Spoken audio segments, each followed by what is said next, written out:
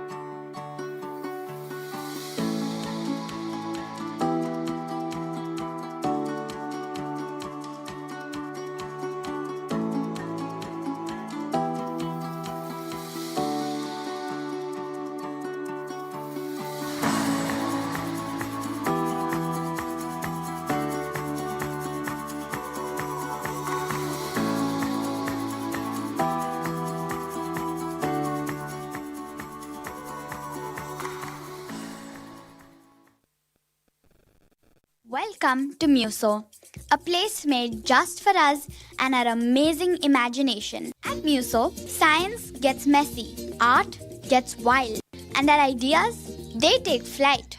Have you heard of the Play Lab? Animate your own stories, jump higher than a kangaroo, and climb new heights with the lucky climber. Take a deep dive into the Discover Lab about water conservation. Imagine the future at the Make Lab. Let your curiosity run wild. Step out into the Evergreen Grow Lab. Have you seen how bugs live? Or grown veggies? At Muso, imagination has no limits. Because in this world full of imagination, we are the magic. Safety first. Everyone, please note that the fire exit is located to your left. In the unlikely event of an evacuation, please remain calm and exit in a single line. Kindly give priority to children and senior guests while leaving the area. Thank you for your cooperation and enjoy the event. Welcome to something special. Welcome to TEDx. This TEDx event is part of a global conversation that takes place every day in every corner of the world. In schools, in theaters, in workplaces, even in prisons, people gather to hear the best ideas bubbling up in their communities. More than 3,000 TEDx events are held every year in 170 countries. It's a remarkable thing. TEDx events are self-organized under a license from TED, a non-profit organization devoted to discovering and sharing powerful ideas in the form of TED Talks.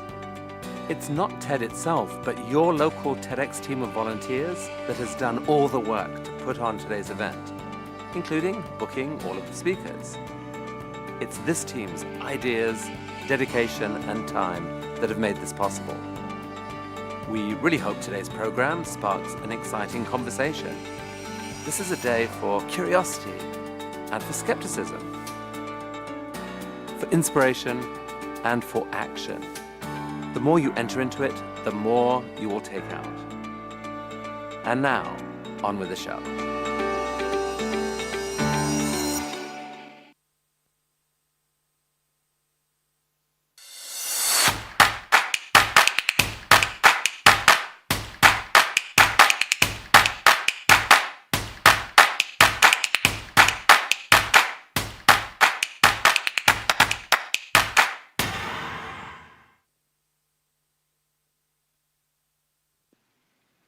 We are excited to welcome a truly extraordinary young talent to the TEDx Gateway Youth Stage. At just 16 years old, Palak Chauhan is already making waves around the world as a piano prodigy. She began playing at the age of 5, and today she has performed everywhere from Rashtrapati Bhavan to London's Victoria and Albert Museum to NYU's Art Center in New York. Palak has played for some of the biggest names in the world, including Andrea Lloyd Webber, Ed Sheeran, the Jonas Brothers, Sting, and even ambassadors and global leaders. She is a multi award winning artist on a mission to become India's first globally recognized female concert pianist and to inspire the world through her music. Please welcome to the stage Palak Chauhan.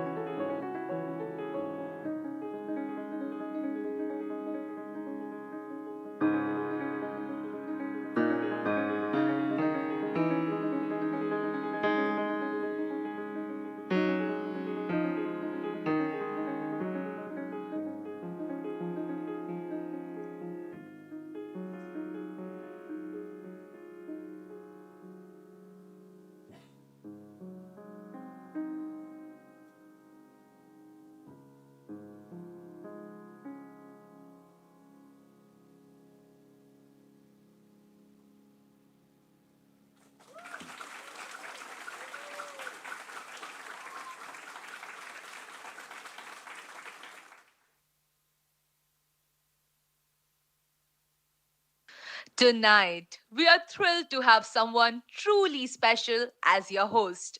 Someone who helped start the very idea of TED and TEDx youth around the world. He is a TED speaker, a coach to young change makers, and someone who believes that your voice and your ideas truly matter. He is also a poet, a philosopher, and more importantly, a big believer in the power of youth to change the world. Please join me in giving a huge welcome to your host for the evening, Jonathan Reeves. Oh,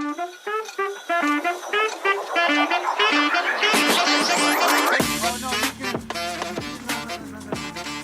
Yeah, that sounds like woo, right? Oh, okay. Wow, I think you've been pre-programmed, right? In fact, I told a bunch of you to make some noise at this event. If I told you to make some noise, can you make some noise? I want to hear. This is gonna be no problem. This is gonna be a piece of cake. So if you hadn't done that, I would have given you the oldest host trick in the book, which is, oh no, I'm not gonna start unless you. But that's totally satisfactory. My name is Reeves, and I am absolutely thrilled to be here. Please give it up one more time for our girl Palak. She was doing Chopin's Fantasy Impromptu. I met this totally cool person at one of our TEDx gateways last year, and even in the year plus since I've seen her, this person has become even more incandescent, and there she is. Are we going to talk about something? They just sent you out with a microphone? Yeah. Oh, okay, cool. That was unheard of to me, but let's talk about something. Does anybody have any questions for a pianist, actually? Yeah, you got a question right back there. I'm going to do you first, young lady, with the stripes. Yes, you. Real loud, real loud. What is the question for Palak? Real loud.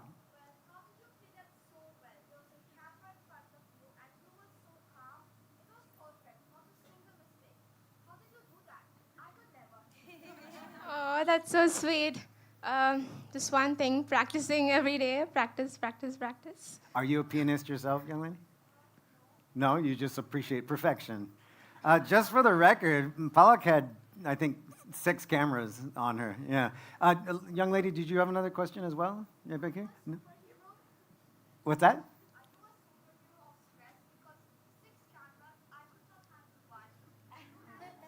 Superhero of stress? That's your new, right?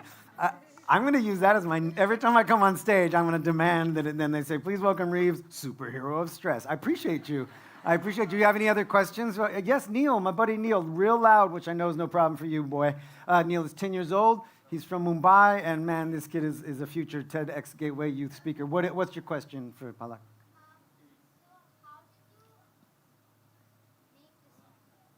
Oh, I didn't make the song. I played the song by a composer called Frédéric Chopin. And why did you pick it? I thought it's very lyrical, and it's also very popular.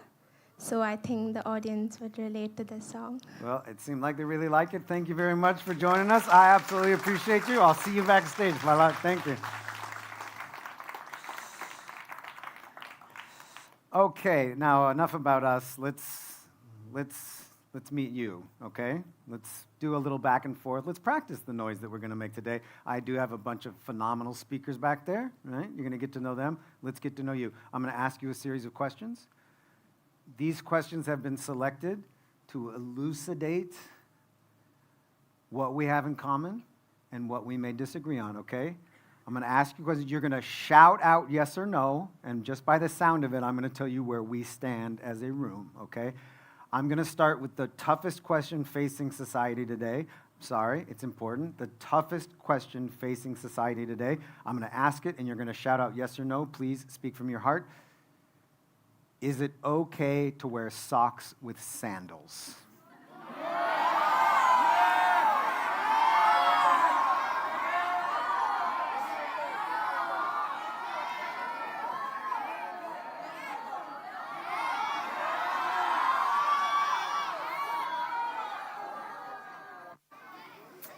Yep, that's how it usually goes. No's trying to shout down the yeses. Yeses trying to shout down the no's. Let's ask another one. This is compelling, actually. I like this question.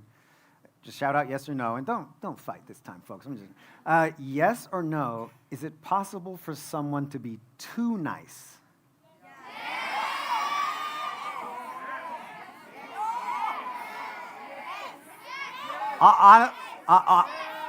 Look at you. Look, both of you. Okay, honestly, from here, I'm only getting two no's. You, is there another no? Yeah, you're a no. Anika, why? I don't believe that people are very nice. Uh? I feel like there's a sugar-coated layer. Okay, good. Okay, good. Oh, wow. Let's do this or that, okay? And you're just going to shout it out. And I got some of these questions from a dating website, by the way, so I'm filtering right now for appropriateness. I'll be honest with you. Here's a good one. Shout it out. And you can, on this one, you can fight. You can represent. Are you more of a hunter or a gatherer? Hunter or gatherer? Let me hear it.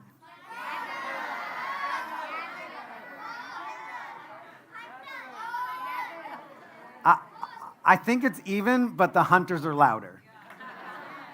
That would probably make sense. Well, let's start this thing. As you heard, my name is Reeves. I have been hosting TEDx Gateway. That's the big event that we do for I don't know how many times. Everyone seems to have lost count. We're thinking maybe 8. May America say who, but Mera Dil, Mumbai mein hai, you know? Yeah, no kidding. No, go. Let's find out where you're from, actually. How did you get here today? By applause, who took the famous and new Mumbai Metro? By applause, who took the Metro? By applause. Metro. Nobody took the Metro. That's interesting. No, this is what it's all about. Who took the train? Who took the train? By applause, folks. The applause means you put your hands together. Okay. Who took an Uber or a taxi here today? Did anybody walk? Does anybody live in the neighborhood? I do, but I came from school. You came from school, but otherwise you would have just strolled over here. Yeah, okay, got it. All right, and did anybody take a plane here? I've heard from a couple different people. Yeah, where'd you come from? Oh, yes, you came from Delhi. That's right. Aisha, you came from West Bengal or something, right? Where'd you come from? Oh, yeah, that's right. Okay. Who else? Where are you from? Would you come by plane? Where are you from? Bangalore. I've heard of it. Yeah.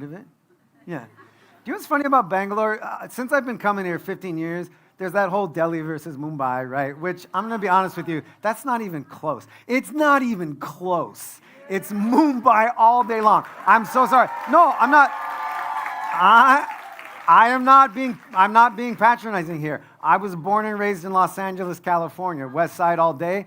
The sun is supposed to set over the water. If that does not happen, you are not the coolest. Sorry, Delhi. But yeah, in that, I found in the last couple of years, you'll be having that discussion, which everybody loves to do, and then someone will pipe in and go, but what about Bangalore? And you're like, can you please not? This is already hard enough. Okay, so how, are you a Bangalore? Is that what you're saying?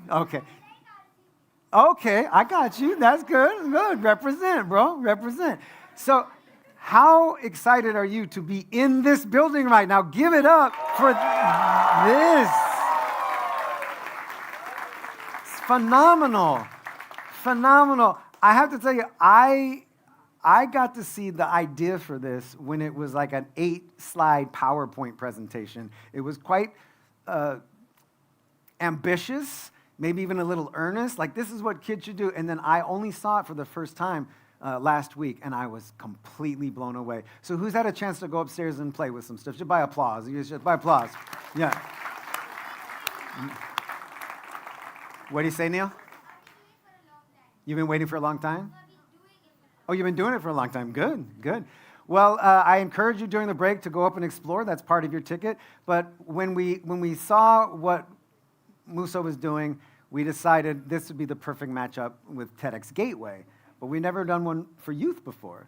And we thought, yeah, absolutely, it has to happen.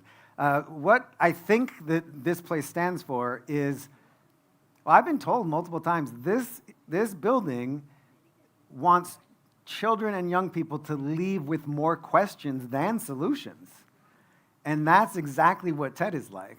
So I'm hoping that today is going to be fantastic. I really appreciate you all coming out. If you are watching us from simulcast or from one of the live events all over India and other parts of the world, welcome to you all. Swagat hai. And let's start this thing. Yeah, you want to get this thing rolling? Yeah, good. By the way, I love the noises coming out. You've got some of these speakers. They're going to ask you questions from the stage sometimes. You know, they're going to ask you to do something. So do it, right? Or shout out your question. Nice and great. This is what we should be doing, right? This kind of vibe right here. I absolutely appreciate it. Let's just start because today is seriously gonna blow your mind. This next speaker.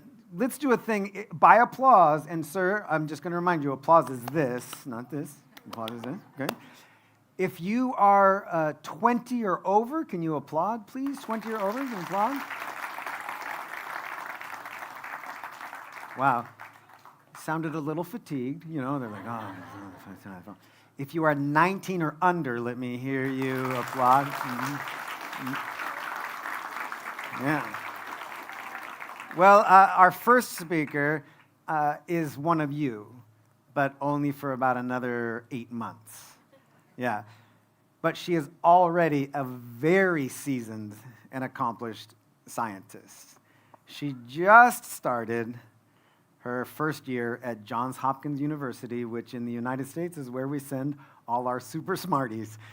Please welcome, going first, so you gotta, until she gets out here. This is Nandini.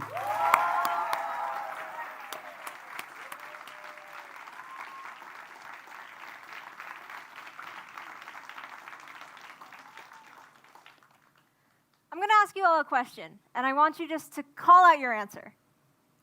What food is consumed by half of the world every single day? Pizza. I'm hearing pizza, fries, burgers, all good answers. But would you believe me? Would you believe me if I told you that the answer is rice? Whether it's sushi, risotto, biryani, or countless other dishes, rice is a global food. The amount of rice that we consume every year is more than the total weight of all humans on Earth.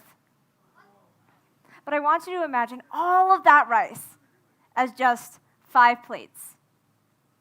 As the global population grows, the amount of rice that we need increases. In 25 years, this means 1 extra plate that needs to be filled. But here's the problem. In 25 years, farmers will only be able to grow enough to fill 4 plates. 1 out of every 3 plates will be left empty. And the other plates? Significantly more expensive. We are in a global rice crisis. Rice grows in fields that are flooded with around 10 centimeters of water. Because it requires so much water to grow, rice is very vulnerable to climate change. As global warming brings longer droughts and extreme temperatures, rice suffers. So how has rice been able to cope so far? Well, during a short period of drought, rice can adapt. Think of it like an on-off switch. While the plant is healthy, the switch is turned off. When the rice is dehydrated, that switch turns on. Let's take a look at that one more time. I want you to pay extra attention to the roots and the stomata, or the pores of the plant. When the switch turns on, it tells the plant to grow longer roots and close its stomata. It conserves water and prepares for tough times. Here's where I had an idea. What if we could create rice that conserves water and uses it more efficiently all the time, permanently turning on that microscopic switch? This solution lies in rice's DNA. Nature has been changing and evolving DNA since the beginning of time. But nature's edits, they happen over thousands, even millions of years. So what if I told you that just 5 years ago, scientists discovered a way for us to make precise edits to an organism's DNA in a matter of days. This revolutionary technology, called clustered regularly interspaced short palindromic repeats, or for short, CRISPR, has been an essential tool for scientists all around the world, including me. But it's a lot easier said than done. My computer would crash after analyzing large data sets. My rice seedlings were growing mold, and certain protocols had to be constantly adjusted until they were successful. But in the end, I was able to create rice cells that can resist the effects of climate change. Now, I'm sure many of you are still a little uneasy with the idea of actually eating this genetically edited rice. I've gotten quite a bit of backlash from people saying they would never in their life eat genetically edited food. They say it's unethical, unnatural, and a lot of other words that I can't say here. So let's play a little game. Here are 2 pictures of different crops. Think about what common fruit or vegetable could have come from these crops.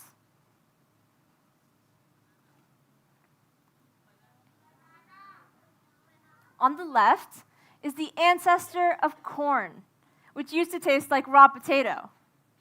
And on the right is the ancestor of bananas, which used to have large, tough seeds that made them difficult to eat. Nearly all of the foods that we eat today have experienced genetic changes over time. I'm going to give you 2 words to share with you my thoughts on the matter. Universal nourishment. This genetically edited rice can support our farmers with hardier crops and more reliable harvests. We can build a future where a healthy meal is not a luxury, but a guarantee. Using modern science, we can ensure that food remains on every plate, in every home for generations to come. But the biggest lesson that I learned wasn't really about rice at all. All new discoveries have one thing in common. They build upon the research that came before them.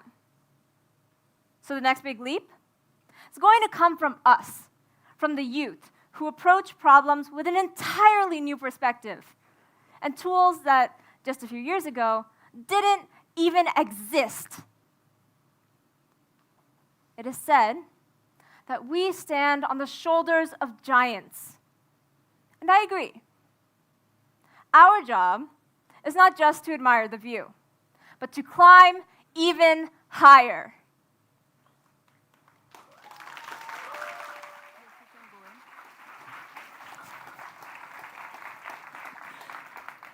I told you it was going to be good. We good? So this kind of reminds me of the Anton Chekhov quote. Anton Chekhov was a Russian playwright, and he has a pretty famous quote that says, if there is a rifle over the mantelpiece in the first act, you have to fire the rifle by the third act. If there is a shrouded piece of mystery at the beginning of the talk, guy better pull that thing off, right? And I got the perfect person to do it. So Nandini's got this quick and innovative mind, just like our next speaker. They both see a problem, and then they set out to solve it. All the way from Durgapur, please welcome a guy who is getting very well known for an incredible effort. This is Snahadeep.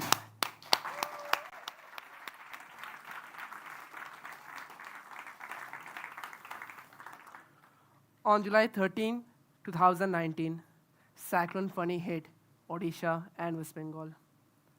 I saw houses collapsing, families crying, and lives being lost. I felt utterly helpless. The fastest rescue mission arrived only a day later. And standing there, I thought, how can we fight something that we cannot even see in time? The answer was obvious: satellites. We have the power to watch our planet in real time, even every street corner on Google Maps. But when I tried to access high-resolution, real-time satellite images, I was shocked. The truth was hidden behind a $1,000 paywall for a single image. This broke my heart. Because data is out there, the satellites are already in orbit, but in most of the world, they get kept by profit. 120 plus countries lack their own satellites, and nearly 3 billion people live without direct access to geospatial insights. That's almost half of the population of our planet. Most countries in the global south, even top researchers, don't have real-time access to the very data that could help them tackle floods, deforestation, illegal mining, and climate monitoring. The satellites currently in orbit cost millions of dollars for just one satellite. This images a particular area of the Earth every 13 days. That means we are losing a ton of vital data in the meantime. Thousands of natural disasters happen every year, but there still isn't any tool for people like you and me to access real-time satellite imagery. How do we tell a farmer standing on his barren land that the price of knowing why costs more than the income of his entire year? This injustice became my obsession.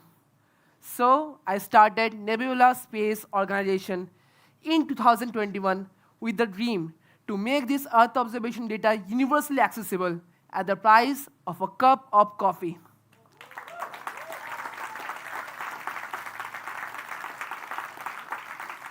And that's exactly what we did, building the entire technology in-house as cheap as possible. We are making CubeSats. These are smaller satellites which we can launch in large numbers. Today, we can build this in just $10,000 to $25,000 each, which reduces the cost by 98%.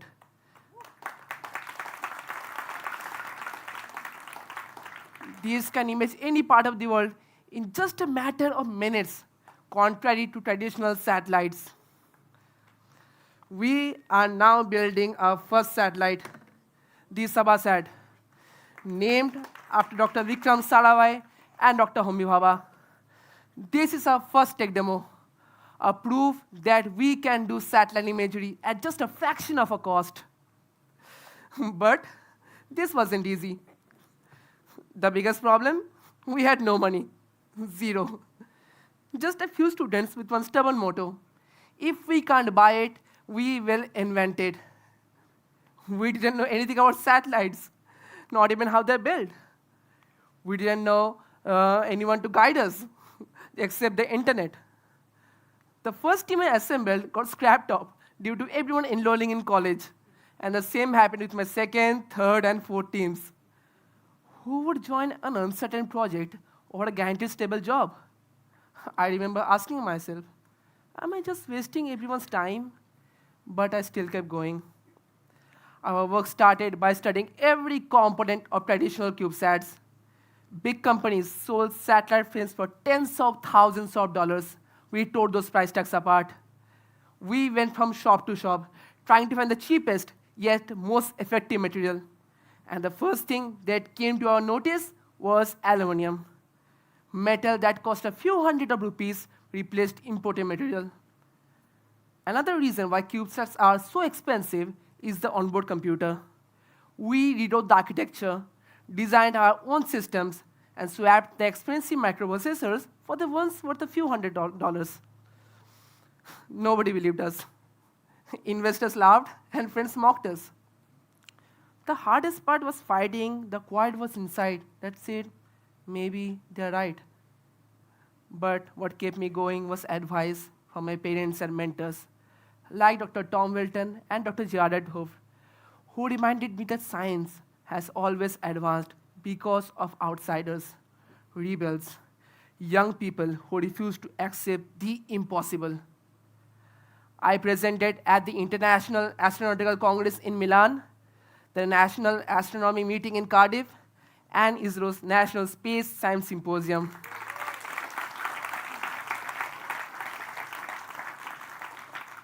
My parents sacrificed a lot to sponsor these trips, but we finally had our work at the global stage. I was also elected as India's youngest fellow of the Royal Astronomical Society.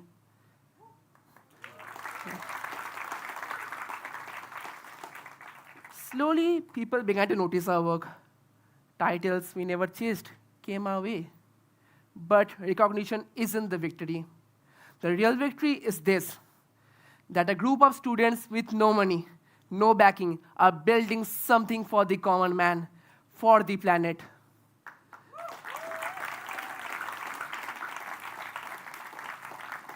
But this is only the beginning. We are now building a global platform where anyone, be it a farmer in Punjab, a relief team in Odisha, or even a 12-year-old curious about deforestation, can log in, see real-time images, track floods, crops, and forests. Over the course of next 5 years, we plan to launch a fleet of 100 satellites. Together, they will send real-time imagery straight to your mobile. Imagine a cheap Twitter for the Earth, powered by collective intelligence.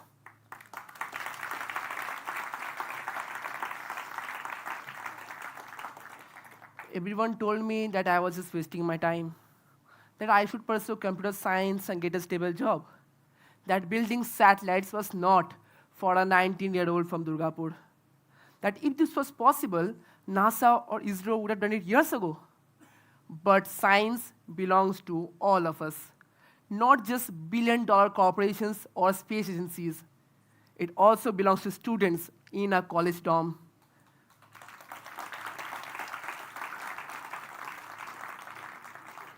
Our Earth is breaking and burning, but we finally have the power to see it, understand it, and save the lives of millions of people. Imagine our farmers saving the harvest before a drought hits, our environmentalists safeguarding the ecosystems with a 24/7 pulse on the planet because they could look at the data themselves at the price of a cup of coffee. Thanks.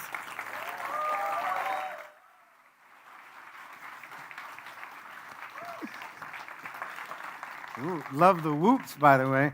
So I have been in India long enough to know what is happening right about now, okay? Right about now. Who came with their parents? Applaud if you came with a mom or a dad. Yeah.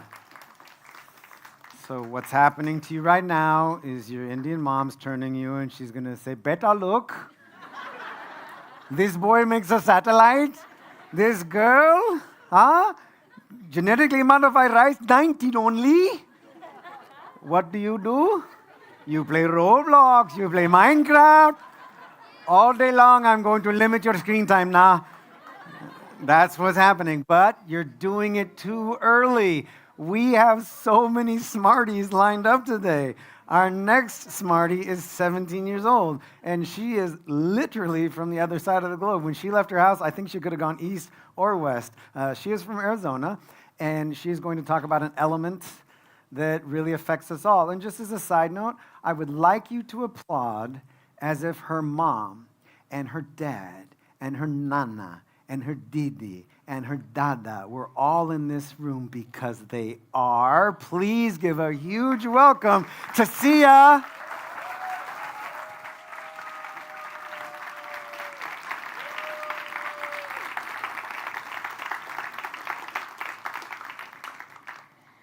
I want everyone here to take a deep breath with me and hold it. Ready? Inhale. And hold for 1, 2, 3, 4, 5. Now exhale. That wasn't too bad.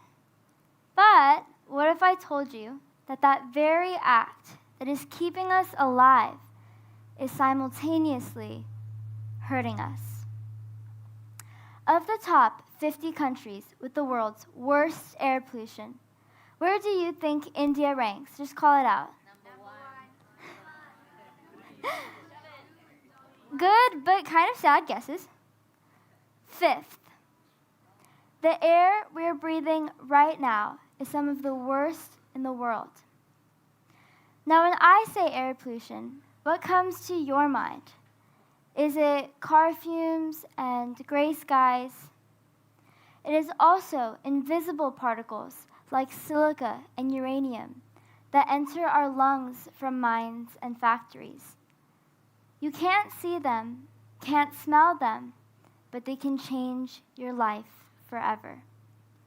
Now, we can't just get rid of silica and uranium, they're everywhere. They're in clean energy systems and the phones in your pockets. And this demand has caused mining to double in just the past few decades. And with it, air pollution in these zones has risen by up to 50%. But when I say air pollution, what comes to your mind?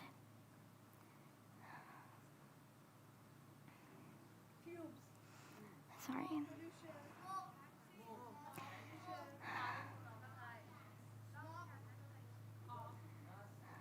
Sorry.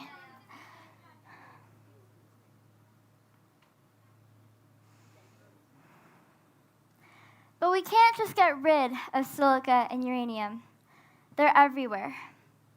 They're in clean energy systems and the phones in your pockets. And this demand has caused mining to double in just the past 2 decades. And with it, air pollution has risen by up to 50%. Exposure to these pollutants can trigger dangerous diseases like Sjogren's syndrome, a disorder where your body begins to attack its own immune system. Your eyes dry out, your lungs weaken, speaking becomes painful, breathing becomes hard, and living becomes much, much harder. The worst part is, most people don't even know they have it. On average, Sjogren's syndrome takes over 6 years to diagnose, with 50% of patients going undiagnosed entirely due to a lack of healthcare access. Rural and native communities make up the vast majority of Sjogren's syndrome patients. And here, silica and uranium detectors can cost more than $6,000 or 5 lakh rupees and require extensive lab access, resources which most people simply do not have. I grew up in Arizona, where we have a big mining community, and I watched as my favorite teacher began losing her spark to Sjogren's syndrome. She visited various doctors, only to get misdiagnosed or worse, leave with the sentence, "Nothing's wrong." I wanted to build a solution to nothing's wrong, one that would work without power, that would be cheap, and that would speak in a language that everyone knows. That's how I built RADAR, the real-time assessment of deuterative airborne risks. Now, I could tell you about how I synthesized a metal organic framework and analyzed it with a chromatography diagram, but I'd rather just show you. RADAR turns tiny pollutants into colors you can see. As the material shifts from blue to yellow, it tells you that the silica content in the air is high. And as it shifts from red to yellow, it's telling you the uranium content is high. If the color of the material goes past that red line, users can quickly tell if they're above the safe limit of exposure and are at risk for Sjogren's syndrome. That dotted line represents the barrier between a healthy life and a life at risk. RADAR is the first of its kind, and the best part is it works in just 15 minutes and costs less than $1 or 80 rupees to produce. No labs, no machines, just color. And with 9 out of 10 air pollution-related deaths occurring in low to middle income areas, we need to give people unbiased access to take control over their own health. RADAR can trigger a more timely diagnosis and push for the greater action against air pollutants that we need. When presenting RADAR at the International Science and Engineering Fair, one of my judges told me about how she had to quit her job at a uranium mine because her coworkers kept falling sick with Sjogren syndrome. When our showed her radar, she held it for a moment, and then she said, "If I had this, I would have had the most important tool to getting help, the power of knowing.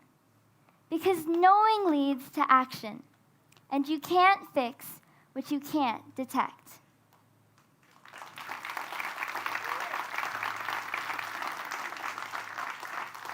I'm 17. I don't have a degree or a lab, but I've always loved science. I love its depth, its weirdness, the way it forces you to chase questions even when you're half asleep and the data makes no sense. But I've also learned that loving science means nothing if not to serve people with it. There's a moment when you stop asking, "What can I build?" and start asking, "Who needs this most?" Because progress isn't measured by how advanced we can get. It's measured by how many people we can bring with us.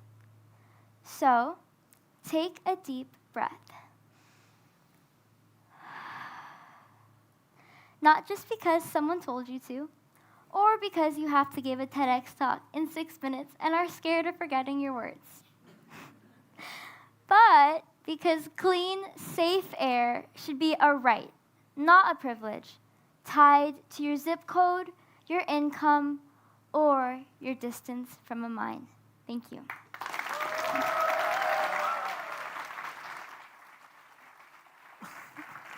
Nicely done.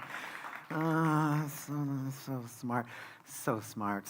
Who was that smart at 17? And just by applause? And was in yeah, nobody. Jeez. Oh, wow. So good. And congratulations, Siaka family. Come on. That's amazing. Yeah. Oh, yeah. Give it up for the... Well, I'll tell you, if you want to know what, this is the recipe for that. Those two individuals, right? You put those together and you get that. Yeah. Good for you. You should have more kids. Huh? I sound like an Indian mom all of a sudden. Listen, what? Only one? One only egg? Egg kid? Oh no. So I'll change the tone a little bit because it's important. We tackle all sorts of tough problems here on the TEDx Gateway at Muso stage, and we also tackle tough topics, and that means that we invite people to talk about things that we include trigger warnings for. So our next speaker is going to have some mentions of suicidal ideation, teen suicide, and sexual assault. And if that is something that bothers you, you can just walk right out and walk out the door, and that's good. And there's seriously no problem with doing that. And if you want to talk about it afterwards, you can talk about it, or you don't. This next speaker is really, when we saw her, we knew we had to have her for our event. I'd just like you to give a very heartfelt welcome, speaking mostly in Hindi. This is Arti.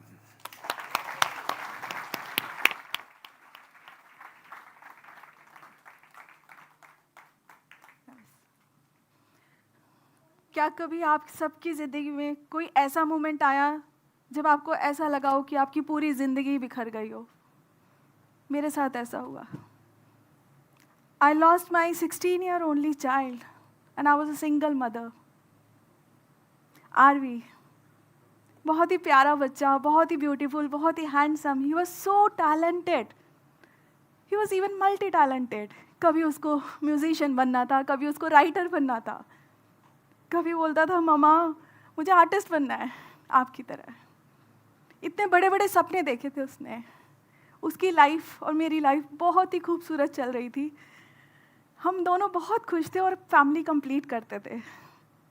मुझे ऐसे hold करता था जैसे कोई दोस्त, father. मेरा बेटा नहीं था वो सब कुछ था, मेरी दुनिया था वो छोटी सी नन्ही सी जान को पता होता था कि मम्मा कब थक गई है, मम्मा को कब हक की ज़रूरत है, मम्मा को कब चाय पिलाना है. किचन में चाय भी बनाता था मेरे लिए. उसको नहीं फ़र्क पड़ता था कि लड़की का काम है या लड़के का काम है. मैं तो पापा का रोल भी कर रही थी. मुझे पापा भी बोलता था वो. उसके प्राउड पापा, उसकी प्राउड मम्मा उसको अपब्रिंग कर रही थी, और वो अपनी पापा मम्मी दोनों को वो भी संभालता था. बहुत प्यार से रहते थे हम दोनों. एक दिन अचानक से उसकी दिल की धड़कन इतनी तेज़ बढ़ी, मुझे ऐसा लगा कि हार्ट फट के बाहर आ जाएगा। मैं डर गई, मैं घबरा गई, मैं क्या करूँ, मेरे बच्चे को कुछ तो है। I took him to the doctor. Doctor said, your child is going through depression, ma'am. He need therapy. I took him to the therapist. Therapist said, ma'am, your child has been bullied a lot. He has been sexually harassed by his peers in the classroom. वो दिन मेरे लिए बहुत ही turning point था. मैंने उसको strongly hold किया. वो सब कुछ छुपा गया था क्योंकि उसको लगता था ना उसकी मम्मा को वो परेशान नहीं करना चाहता. He is like he's a boy. He's like he don't want to trouble me. He don't want me to make sad. One day he ended his life. उसको यहाँ से जाना ज़्यादा पीसफुल लगा rather than staying in this hateful world. क्योंकि उसकी hobbies की वजह से कभी कभी वो नेल पेंट लगा लिया करता था ना, उसको फैशन डिज़ाइनर बनना था. हमारी सोसाइटी के लिए ये नेल पेंट लगाना, डिफरेंट ड्रेसिंग करना ना एक लड़की का काम होता है. We label each other. उसको लेबल किया गया, उसको लड़की बोला गया, बिना बाप का बच्चा बोला गया, न जाने क्या क्या बोला गया. तेरा बाप तुझे छोड़ गया है क्योंकि शायद से तू लड़का नहीं है. उसको ये सब जताया गया. उस दिन के बाद तो लगा कि शायद या तो मैं पूरी तरह टूट जाऊं या मैं अपने आप को वापस रीबिल्ड करूं. मैं क्या करूं? मैंने अपने आप को वापस रीबिल्ड करा, ना सिर्फ अपने लिए, उन सब बच्चों के लिए जिनको मेरी ज़रूरत थी, जिनको ये बातें जो आज मैं बोल रही हूँ सुनना ज़रूरी था. शायद आज मैं भी ना होती अगर मैं हिम्मत करके वापस खड़ी ना होती. मैं आप सबको ये कहानी ना बता रही होती. मैंने इंटरनेट पे उसकी फ़ोटो मेमोरीज की तरह शेयर करना शुरू किया और मुझे नहीं पता था मेरी वो रील्स, मेरे बेटे की रील, मेरे बच्चे की रील वायरल हो जाएगी. 35 million views, imagine, in one go. लाखों comments, you can go and find out. लाखों बच्चे लिख रहे हैं ये सिर्फ आरवी की कहानी नहीं है, ये सब हमारी भी कहानी है. Mamma, they started calling me mamma. They were looking me as a safe space which we cannot create it for our kids, for our students, for our children. That they got it from this mama. तब जन्म हुआ internet की mummy का. मुझे मेरी life का purpose मिला. मैंने अपना चैनल स्टार्ट किया जहाँ पे मैं एज एन इंटरनेट की मम्मी बनके, बच्चों की मम्मी बनके सारी कहानी बताती थी. आप नहीं जानते कितने ही बच्चों को मैं आधी आधी रात को 2-2 बजे कॉल पे बात करके काउंसलिंग कर देती हूँ. उनको सिर्फ 2 मिनट बात करना होता है मुझे से, and they are living their life happily. Many parents they don't know कि उनका बच्चा मुझसे बात करता है और आज वो जिंदा है. शायद मैं अपने बच्चे को नहीं बचा पाई तो मैं लाखों बच्चों को बचाती हूँ. और आज ये mummy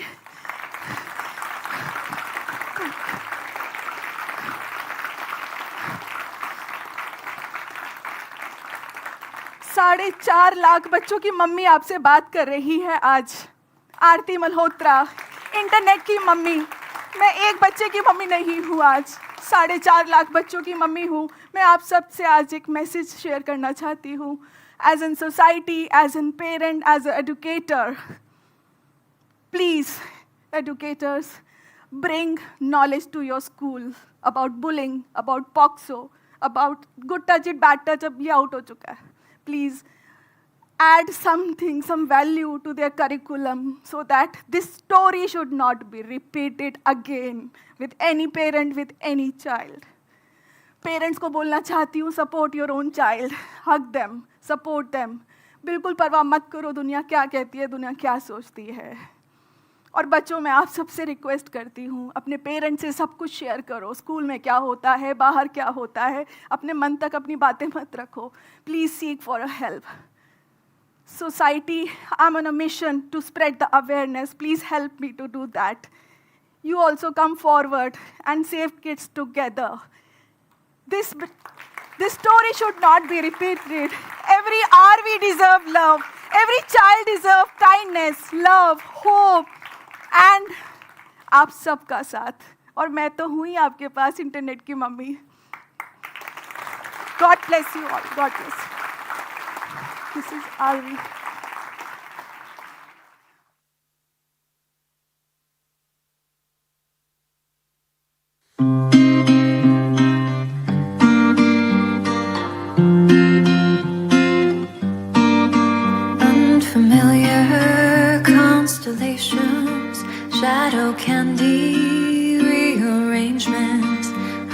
I'm dying to be patient while they're watching entertainment.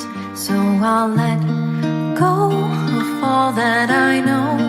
Dead dreams and submarines adrift in the cold, and I'll find home at the end of the road, waiting to see what unfolds. In the redwoods, in the silence, I am empty, I am timeless. In the plenty, I am choking, I am ready to be open. Will you love me in this ocean? If I'm frozen, if I'm broken, will you love me in this ocean? If I'm frozen, if I'm broken, so I'll let go of all that I know.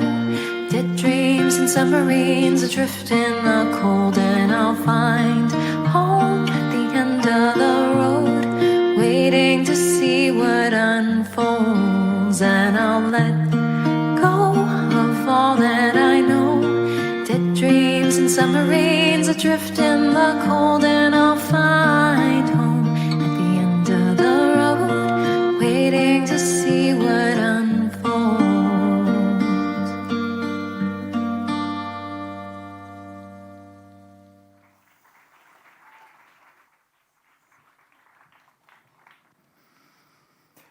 Please remember, during our break, grab a speaker, talk to them about whatever you want. That's what they're here for. I know a lot of people came here for different topics. You can talk to Arti, Nandini, Snehadeep, and certainly you're going to want to talk to our next speaker.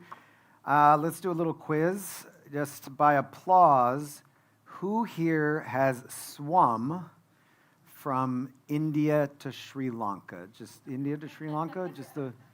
I'm not getting anything. Actually, then, there's no one, because our next speaker swam from Sri Lanka to India, and she didn't even tell me about it till yesterday. That's not what she's talking about. She is the youngest of our speakers. She's 11 years old, and somehow simultaneously the youngest and the most dynamic. That was like a look, right? You're like, 11? I'm 14. What have I been doing with my life? Well, just wait. And please welcome, they call her Ocean's little girl, and we have already started calling her TEDx Gateway Youth little sister. This is Taragai.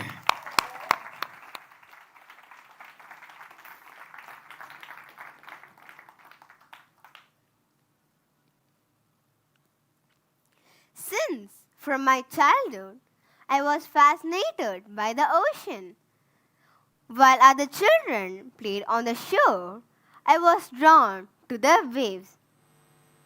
One of my earliest memories is holding my breath underwater with my dad. Hi, I'm Taragai Aradhana, and people lovingly call me Ocean's little girl. I'm 11 years old. I might be small, but my dreams are as wide and deep as the ocean.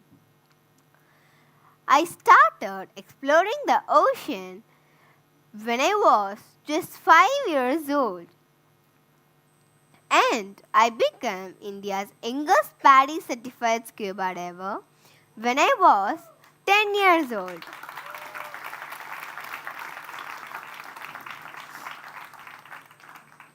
I got many cute memories with my little fish friends. It was a normal dive day near Rameshwaram when I went for my first dive. When I was diving, what I saw under the sea shocked me. Not just colorful fishes or coral reef, but plastics. Lot of plastics. Floating bottles and ghost nets. What I saw next completely broke my heart. I saw a mother and baby dugong tangled in a large ghost net. When we went to rescue them, the mother dugong already died, and the baby dugong flippers got damaged and was struggling for life. Thankfully, we saved the baby dugong. That is not how our ocean should look. I need to do something. I asked my father how to save the ocean, and he answered, plastic pollution. Marine life, like turtles, fishes, dugong and seabirds, often mistake plastics as food. Eating plastics can block the digestive system and leading to starvation or death. Marine life can become trapped in ghost nets and plastics, which can cause injury, drowning or even suffocation. So, I decided to save our ocean friend who need our voice. As a baby step, Dad told me to keep my house clean from plastic free, and then the street, and then gradually moved to the shore. While cleaning my street, people used to tease me and Appa asking, "What, you are looking for a job at Corporation for cleaning?" That time I'm 5 years only. I'm not even understand what they are saying. Dad used to say, "Papa, நீ அவங்க சொல்றதுல எதுவும் care பண்ணிக்காத, நீ வந்து ஒரு plastic cleanup பண்ணு." Which means, don't care about what others says. You just do cleaning. Then, I've dived frequently to do underwater plastic cleanup and save the entangled marine life from the ghost net.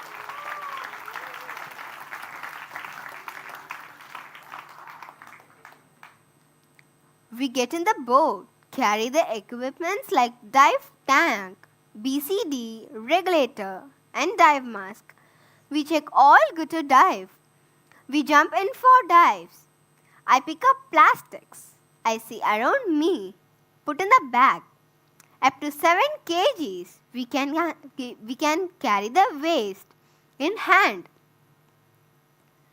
It fills my heart.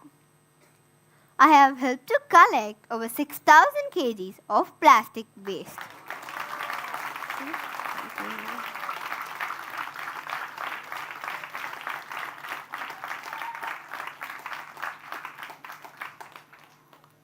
I'm very happy because 40 of my friends joined with me for show cleanups.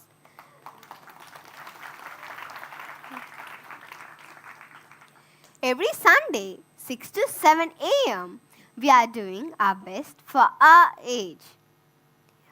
40 kids going to be 400 and 400 going to be 4 million.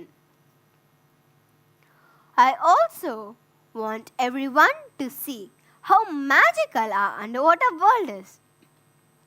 So, we played chess with our fish friends swimming all around the boat. Held cricket matches with dugongs and turtles. I did not just stop at that. We even raised our national flag.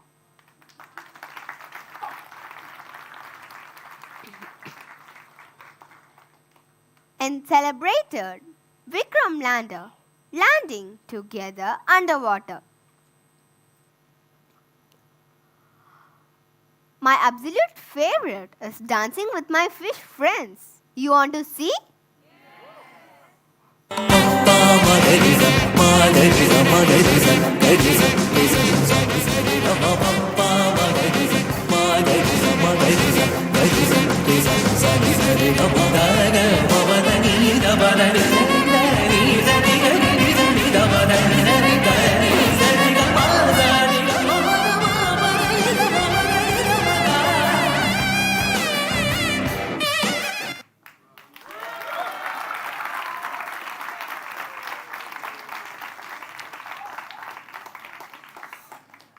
All this awareness program and records to spread one strong message: save our ocean.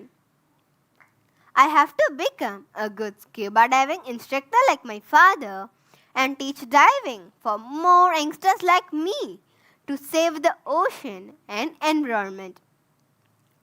I will be a small hummingbird, but I will do my best.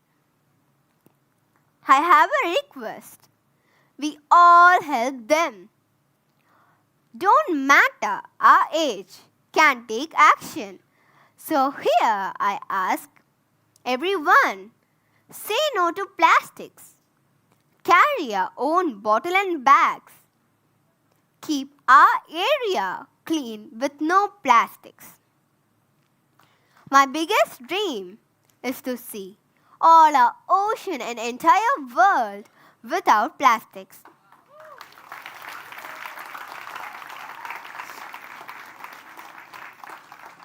I want to see all of us stop using plastics altogether. You and I, let's be a part of a solution, not the pollution.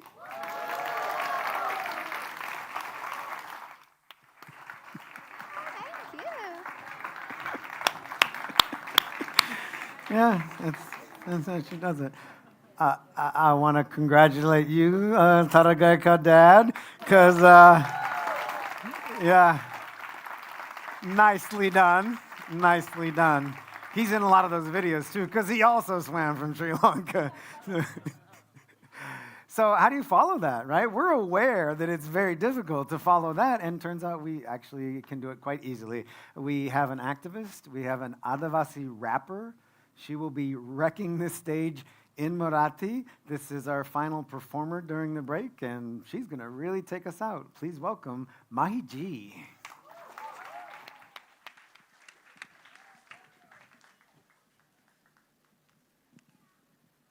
जब 2020 में Covid pandemic चल रहा था, उस वक्त मैं मेरे family के साथ हमारे गांव में थी. Highest peak of Maharashtra Kalsubai, उसके बेस पर हमारा गांव है. पहाड़ों से घिरा हुआ सुंदर सा गांव, जहाँ पर हमारी आदिवासी कम्युनिटी रहती है, और मैं उसी आदिवासी कम्युनिटी से आती हूँ.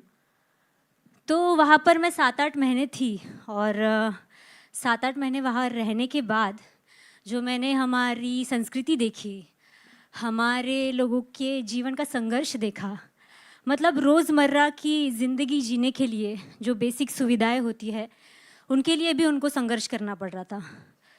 जैसे कि मेडिकल फैसिलिटीज़ के लिए, एजुकेशन के लिए. तो वो सब मैंने देखा, और मुझे लगा कि ये मुझे दुनिया तक पहुंचाना है और लोगों को बताना है. तो मैंने सोचा ये कैसे बता सकते हैं. तो मैंने रैप या आर्ट फॉर्म चुना. और रैप ही क्यों चुना? क्योंकि रैप हमारे यूथ में बहुत ट्रेंडिंग आर्ट फॉर्म है, राइट. और मुझे लगा कि अगर मैं रैप के ज़रिए एनवायरनमेंट की बात करूँगी तो शायद कुछ बदलाव आ सकता है, और यूथ इसे बहुत अच्छे से कनेक्ट कर पाएगा. तो इसलिए मैंने रैप चुना, और फिर आगे और गाने लिखती गई. मुझे एक म्यूज़िक प्रोड्यूसर मिले, रैप बॉस, तो उनके साथ हमने बहुत सारे गाने बनाए, और उसमें से एक गाना है विकासाचं खूळ, जो मैं यहाँ परफॉर्म करने वाली हूँ. विकासाचं खूळ मतलब craze for development, craze for destructive development. For example, metro car shed बनाने के लिए आरे फॉरेस्ट तोड़ देना, या कोल माइंस बनाने के लिए लाखों पेड़ काट देना, ऐसा डिस्ट्रक्टिव डेवलपमेंट. तो डेवलपमेंट तो ज़रूरी है, पर डेवलपमेंट एट व्हाट कॉस्ट. तो चलो सुनते हैं.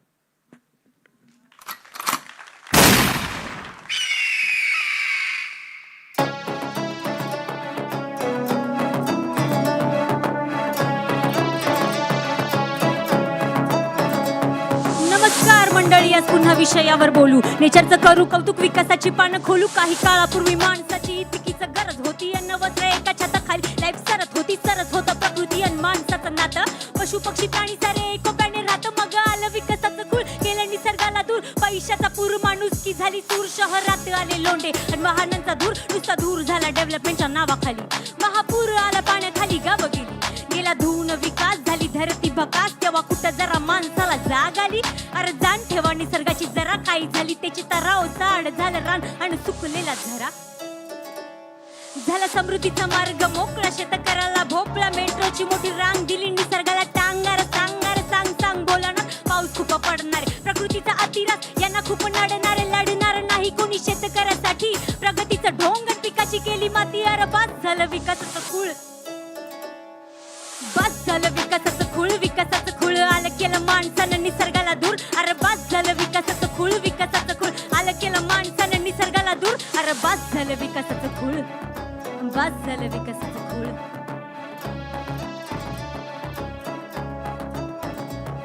म्हणे दूरचा विचार करून दूर केलं रान तुम्ही मॉल मेट्रो मल्टिप्लेक्सनी वाढवली ना शान तुम्ही ज्ञान पाजून सोशल मीडियावरती हवा नेचर म्हणजे पीस आधी झाडं तुम्ही लावा अरे विसरला ना भावा यात मातीमध्ये खेळला प्रगतीला भाळून रॅट रेस मध्ये पळला चालला तू कधीच तुझ्या आतल्या माणसाल मोकळ झालं नेचर तू तर रोबोटचा फॅन झाला आता तुझ्या जीडीपीचा रँक झाला मोठा पण ऑक्सिजनच्या लेवलसाठी मोजतोय नोटा अरे छोटा झाला निसर्गाला जपणारा प्राणी इंस्टावर दिसणारी माणसं झाली शानी जानी जानी कोणी लावली ना निसर्गाची वाट विसरू नका निसर्ग पण करेल त्याचा घात आणि घात केला म्हणून तुम्ही सोडणार त्याला याचे केले हाल आता चंद्रावर चला हा प्रगतीचा मार्ग हा मार्ग नाही सोपा आणि चंद्रावर जाणार नो आधी पृथ्वीला तर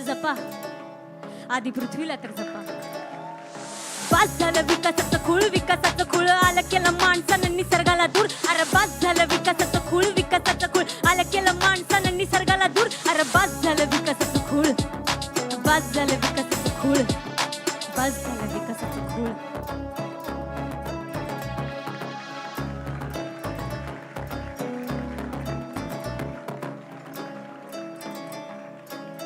चंद्रावर जाणाऱ्यांनो आधी पृथ्वीला तर जपा thank you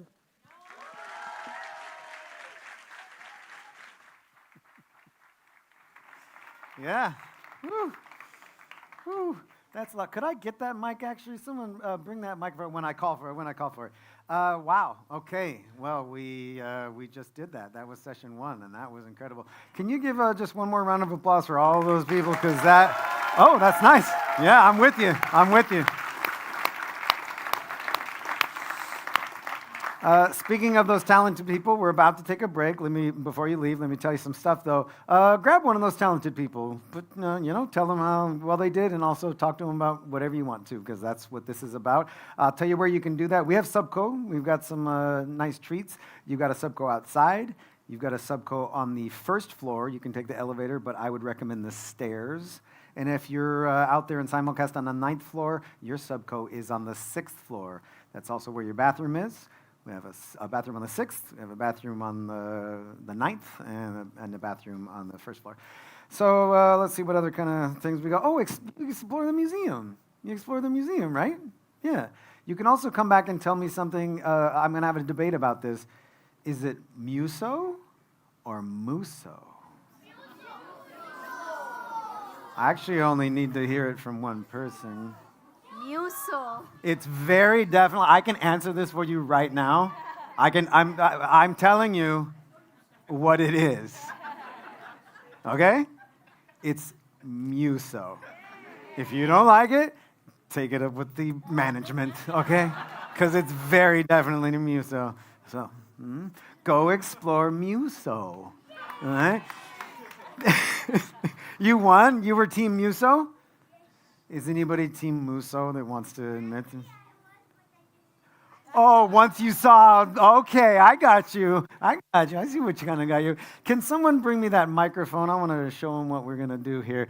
Now, there's a big ideas stage out there, right? It's got a tiny little, TED circle. It's about this big, and you can go out there and you can record your own talk. I recommend that you do that.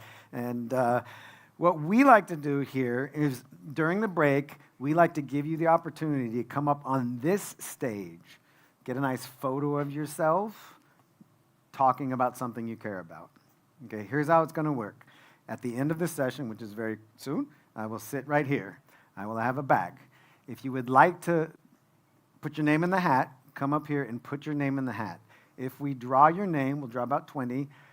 During the break, this mic will go live.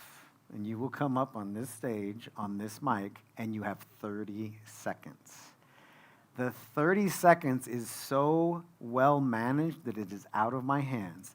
There will be a big clock up here, and when it hits 0, this microphone shuts off. which I kind of like, right? Because otherwise, who knows? So if you're interested in doing a 30-second talk, come up here right now. You put your name in your hat, and then we'll do that. The break is 30 minutes.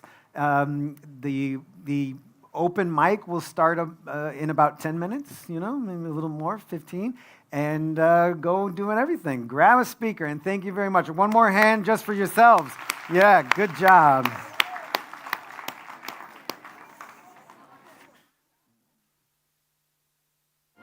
Welcome to Muso. We believe children can change the world. This is a space where children really get to explore. We want children to really believe that they can do whatever they want to do. So when Muso was built, it's really been a space for all children. We've had over 30,000 children visit us in the last year from underprivileged communities. We also ran our first Future Makers program with 100 children. Forward, we want to continue working with all of these schools and many, many more to improve our experience for the children and to really allow more and more children to get the opportunity to learn in a more hands-on and joyful manner.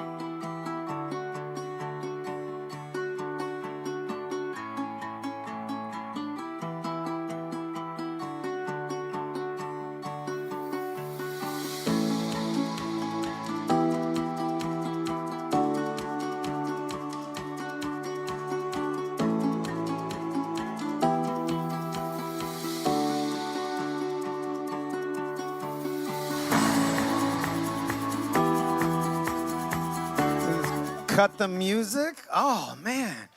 Are you all ready to do this thing? Oh, look, here, pretend like you're giving a talk and take the photo, and I'll be like, oh, man. Oh, you're so smart. What a clever thing to say. This is my, look at you. All right, take it quick and then get out of here because we got to do this open mic. If we called your name and we put it on our list, just line up right here. Line up right here. And if you go first, you know what? It'll be nice because, just line up right here, right here, right here. Go and corral them. There you go. And just remember, people are going to start coming in. Do you see that clock right there? You see that clock? We got to get done before that clock. Do I have my 30-second clock, by the way? You got it. Can we get it up on the screen? Look at this, 30 seconds. It's going to be 30 seconds. Who's going first? You going to go first? All right. All right, if we can set that to 30, that'd be good. Come on up. You're our first speaker. What's your name? Shana, give it up. Give it up. 30 seconds. And at the end of that 30, it's going to clock to us. Go. Okay, so I wanted to talk about the importance of actually reading a book because like a lot of people, they go online and I understand that sometimes reading a book can be bad for our eyes. It's actually the reason I have glasses. But if you read online, it's actually worse for you. And this just something about a book, you can't find in a laptop, a Kindle, an iPad, in a device. It's like you get lost in that world and like find yourself in. Give it up, give it up. Come on up, quick. You got to cue them up, you know what I mean? So yeah, go for it. Okay. When do I start? As soon as you start, the clock starts. Good evening, everyone. My name is Ariana Javeri, and today I'm speaking on the behalf of Bathtub Magic. It is an NGO that me and my friend run. We make soaps and donate all of our proceeds to charity. Over the span of nearly 5 years, we've donated around 2 lakhs. And feel free to follow us on Instagram. It's called Bathtub Magic. Thank you. That was perfectly done. That's the way to do it, right? You get up, you tell your passion, let people know how they can talk to you. Talk to these speakers too, Let them know. Okay, hi, my name is Narika, and I'm going to be talking about how mistakes help you learn. So mistakes help you learn because if you don't make mistakes, you don't know what to improve on, and you don't know what you can change to get better in the future. So that's why mistakes help you learn, and you should embrace your mistakes instead of not being sad about your mistakes or being angry that you made a mistake. So that's why you should be really happy and learn and grow from the mistakes that you make. Thank you so much. Come this way. Yeah, how about you'll come up this way and you'll go off that way. All right, let's adjust that mic for you. If I'd get a chance to talk to my 10-year-old self, I'll tell him to stop asking for permissions because you don't need permissions to start. Me at 15, I'm already an entrepreneur and a change maker. Not because I already knew everything, but because I asked for it. And an advice to all of my fellow change makers in this room that India needs your advice, not someday, but today. Excellently done. Nailed it. Oh, how you doing, man? I got to say, I ran a workshop yesterday, and I met a lot of really cool young people. I got to say, this gentleman was super impressive to talk to, and also I feel like we had some stuff in common. I'm really glad that you're back here today. I appreciate what you did last night. Hit us with it. Yeah, so I just wanted to use this time to address people experiencing OCD. So I know y'all are experiencing extreme pain, and I know it feels like it's an endless process that's never gonna end. But I want y'all to know that it will end, and there is always a solution. And if y'all take action, y'all won't have to experience this anymore. And there is a cure, and I can say this from my personal experience. Fantastic, bro. I appreciate you, man. I appreciate you. Come on. That's the 30 second. Oh, got it. All right, we got 10 minutes until people come back. Go for it. All right. We all have a best friend for our life. Do you all want to know who that is? Who will never leave your side? It's your mind and your body, and they're both connected together. The more you take care of them on a daily basis, the more they will take care of you back in return. Yoga, breath work, exercise, we all need to do like we drink water. I'm 34 and still learning to do a handstand, by the way. So the sooner we learn. Give it up! Nicely done. All right. Okay, I've been really looking forward to you two. Zoe, right? Yeah. And who's your friend? Vera. All right, Zoe and Vera, let's hear it.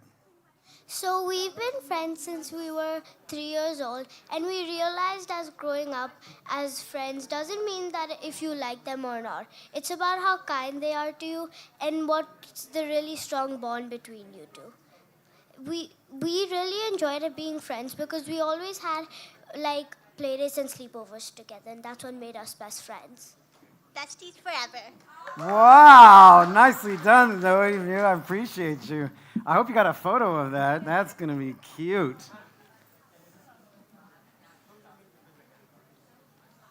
It starts when you start. Okay, so I just wanted to speak to the importance of putting yourself out there. I didn't know why I signed up, but I just signed up, and I thought I might get something out of it. When I was talking to some of the people who presented out there, Snehadeep and his friend who started the thing, I felt really inspired by how interested and how passionate they were about their thing, and they just went and started. And I feel really inspired by that. So Give it up! Give it up! Inspired. Next time, you'll be inspired in less time. All right, bro. You're my favorite. Go in.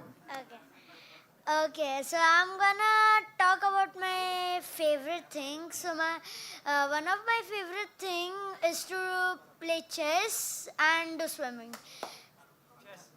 I'm a fan of Gukesh. Recently, he won against Magnus Carlsen, and yeah, thank you. Nicely done. Nicely done. Thank you very much. Come on up, Aisha. Let's see. That's about Aisha's size right here. So Aisha was in the workshop last night. She was in the public speaking workshop. Before you start your thing, come on up right here. Can you tell us, did you learn anything, or is there something that you can share with people who are, because I guarantee you there's people who wish they were coming down here but didn't quite do it. Is there something, why did you get up, or why do you have the guts to do it? So should I start with that? Yeah, start with that. Right into the mic. Like the 30 seconds? No, just real quick. Your 30 seconds starts. Just tell everybody. Just tell somebody. Right into the mic, Aisha. What to say? What did you learn last night? The best thing I learned from him was the standing thing, that you stand with one feet and you hold it, and that's the best way you can start speaking. There you go. Now, let's hear your 30 seconds, Aisha. Silence was my greatest mistake, and started speaking became my greatest medicine. I have schizophrenia, and I live with it. I don't fight with it. I live with it.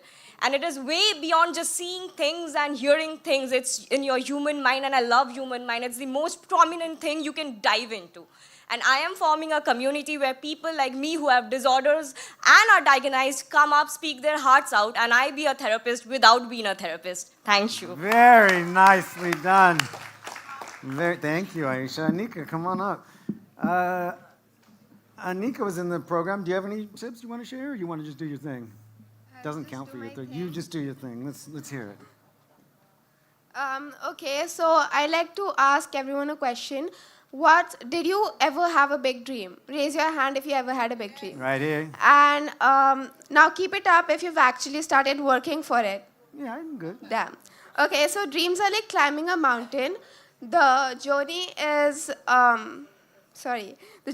tough, but when you reach the top, the view makes every single struggle worth it. That's why I started Finlit Kids Academy, because to teach kids about money is...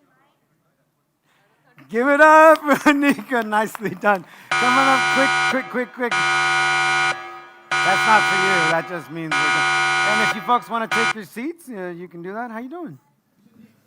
Go for it. 30 seconds. The clock starts when you start. Travel has been my greatest teacher, and I dream of an India where every student gets the chance to learn and travel. There is a quote, Brahman se hi Brahma dur hota hai. Truth itself revealed through experience. So I'm Sabrin. I'm building Paulwat, which is a travel and learn best platform where every student gets the chance to learn and explore social science by living them. So, yeah. Paulwat is an educational tourism initiative, and I'm the founder. Thank you very much. That was very well done. Okay, now when we were picking names, we let people pick just to see if they could get lucky. This is the only person that picked her own name. Cheating? I don't know. You'll have to talk to her. What do you got for us? Okay, so hi everyone. My name is Simran Dalal and I'm from Ecole Mondial World School. Today I'm standing in front of you because my parents, my teachers, because last year I had a school science fair and I learned that organic floor cleaners are way better than chemical floor cleaners. Today when we see the ocean, we see plastic and improper chemical disposition. So now when you see chemical in the sea, you see not only and this happens because we use chemical cleaners. Give it up. Very nicely done. Thank you very much.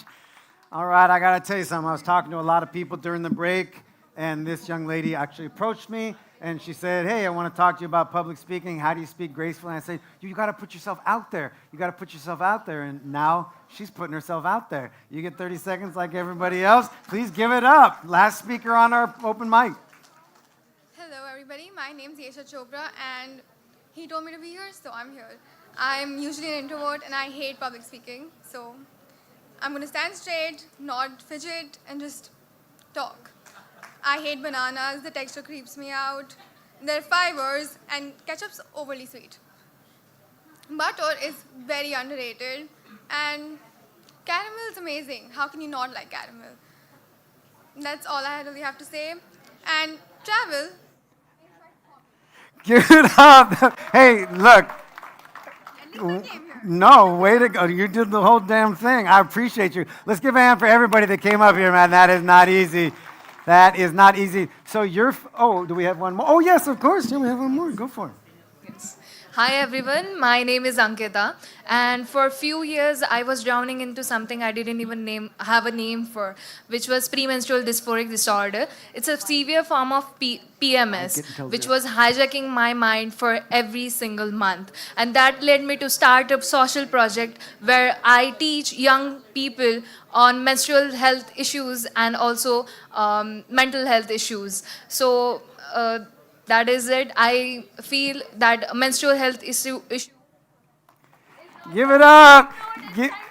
That's the way to do it. Take it if you need to. If you look at that clock back up there, that's what the speakers have to look on. It tells them how much time they have left. It tells me how much time we have left. We have 42 seconds. Hey, thank you to everybody who got up here. This stuff is not easy. We're about to start session 2. For those of you who got a photograph of yourself, please put it in your college application, right? And tell them this is when I gave a TED Talk. And put me as a reference. And when they call, I'll be like, yes! And it was great. I'll see you in very soon.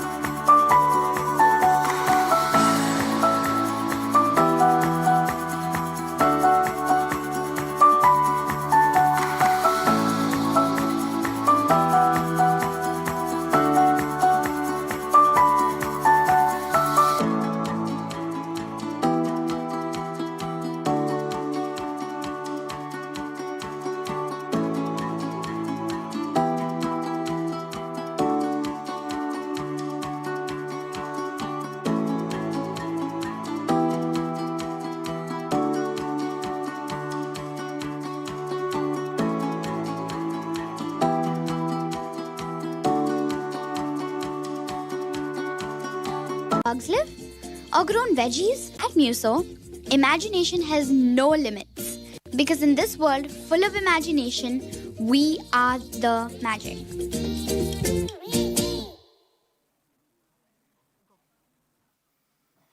Hi, everybody. We're back. Yeah, applaud and say hi. Appreciate it. Appreciate it. This is hi. Wow. Oh man, this is very nice. This is no kidding. This is seriously one of the nicest audiences. The warmth here is fantastic. Thank you very much, by the way. Everybody that spoke said that you were great. So thank you. You were great. Did anybody talk to a speaker during the break? Yeah. Who'd you get to talk to? Get to talk to Arti. Oh, yeah, that's nice. Who else talked to Arti? Did anybody else talk to Arti? It's a great person to talk to, yeah. Did anybody talk to Nandini about, yeah? You interested in genetic modification? Yeah. Who did you talk with? Palak, did you talk with any pianists, or? Oh, yeah, there's so many people doing the piano? What is it? Is it even mix boy-girl? I'm just kind of curious. Is it an even mix boy-girl that you were, yeah, you think so? Yeah. And Sia, what about you? Did you talk to people? Yeah. So, like young inventors. Did anybody talk to Sia about material sciences? Yeah, what'd you talk about? Oh, yeah? All right. Aisha, are you interested in invention? Or you are? Oh, nice. We're going to hear from you next year, okay? Fantastic. All right. Are you ready to start this whole thing? Yeah? Yeah? Well, let's hear it. Well, maybe you just think you're ready.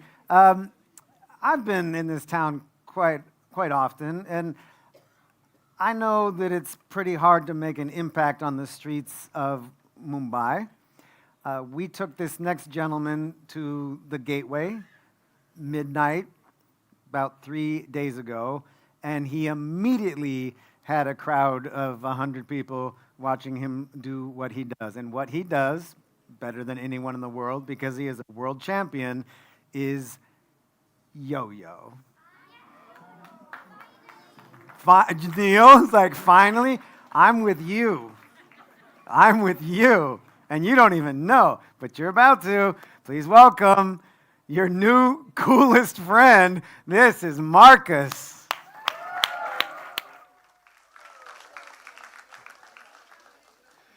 Good evening, ladies and gentlemen. My name is Marcus. I'm a world yo-yo champion, and this is my story. Now, I started yo-yo at the age of 10. Back then, I was amazed by how cool modern yo-yo looked.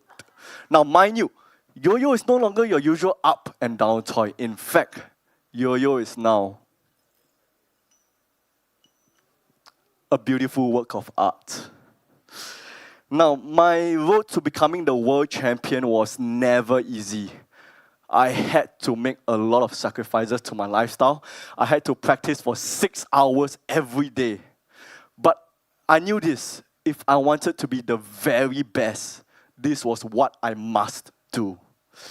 After much blood, sweat, and tears, I finally became the world champion. Thank you. But that is not what I want to talk about. Ladies and gentlemen, I have been playing yo-yo for 22 years, and my passion for yo-yo is still as strong as ever. Right now, I teach yo-yo to schools. I teach kids and children how to play with yo-yo. And the encouraging thing is this. The parents of today, they are very supportive of their child whenever they play yo-yo. And let me tell you why. It is because yo-yo promotes hand-eye coordination. It is very good for brain development, but more importantly, yo-yo takes your child away from the phone and computer games. Now, I am a victim of TikTok and Instagram, but whenever you put a yo-yo in my hand, I never want to stop playing yo-yo.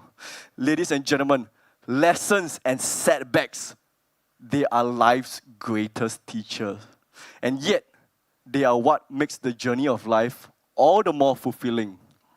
Life is full of ups and downs, just like how my yo-yo life is full of ups and downs. But this brings meaning to life. And this is my yo-yo life.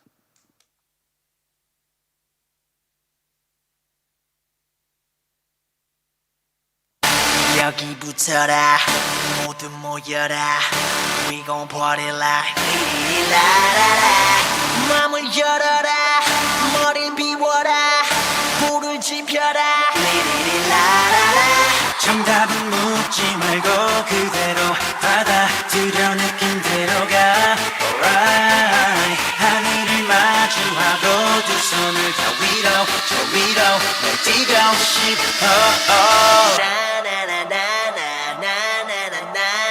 Wow, fantastic baby Dance I wanna dance, dance, dance, dance Fantastic baby Dance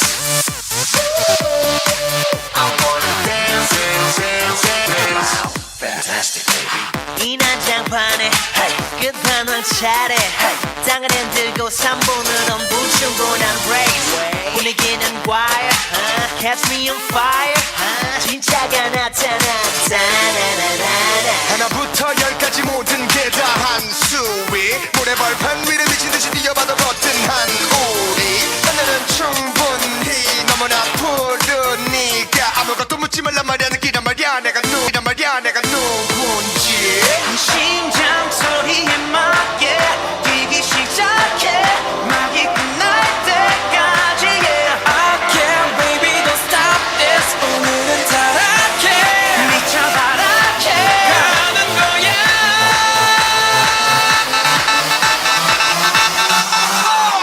Wow, fantastic baby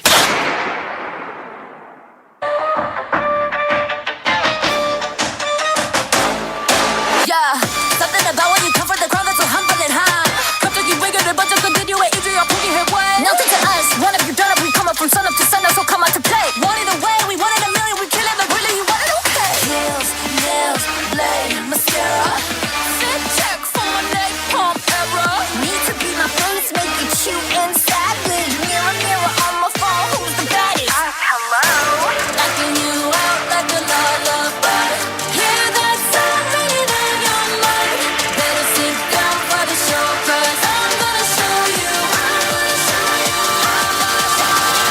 how it's done, done, done I don't talk, but I bite, but look at no Spitting facts, you know that's how it's done, done, done Okay, like I know I ramble, boys with my words I go ramble Took plus with them kids to look natural That's how it's done, done, done Hear our voice unwavering Till our song defeats the night Make it fear afraid to breathe Till the darkness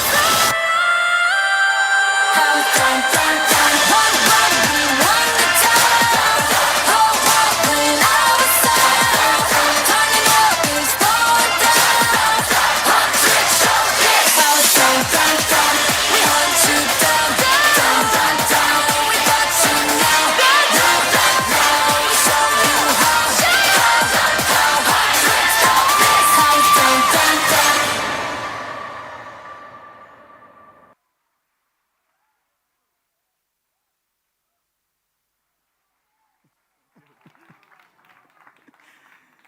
See? Neil, were you satisfied with that? Oh, yeah. Okay, good. Good. Ooh, I'm really glad. Actually, obviously he's phenomenal, but he's dangerous as a teacher. He's such a good teacher that he will get you doing really complicated things and you overestimate your own cool. You know, you're like, look, I'm walking the dog, and then it just goes, and you're like, I'll share a little bit about the process that we do here because our next speaker is a great example.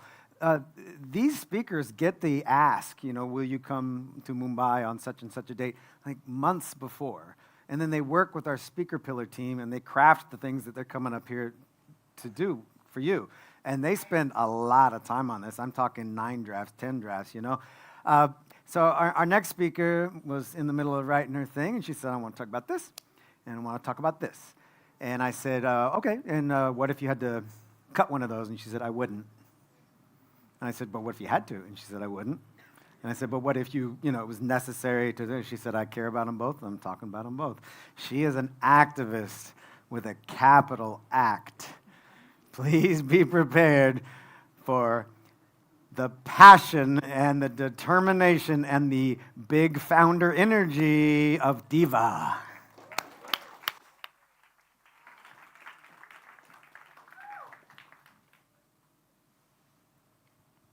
I want you all to take 10 seconds to think of something that helps you stay alive.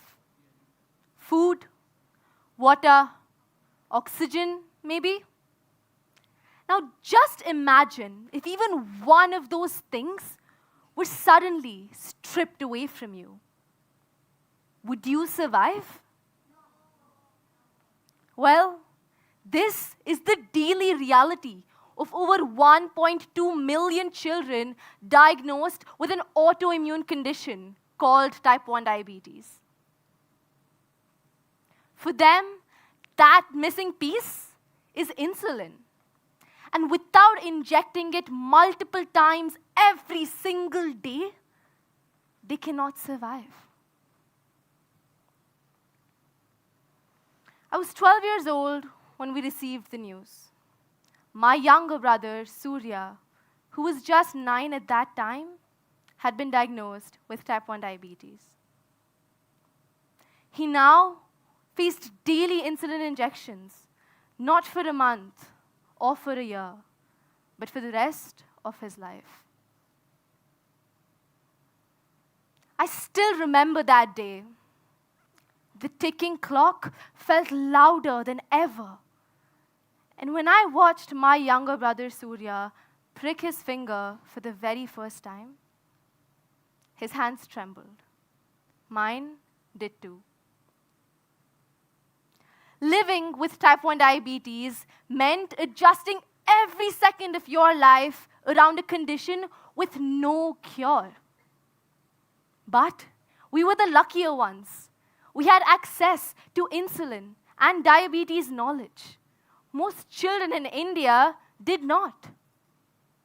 I happen to wonder about these children, those who came from underprivileged backgrounds and remote areas.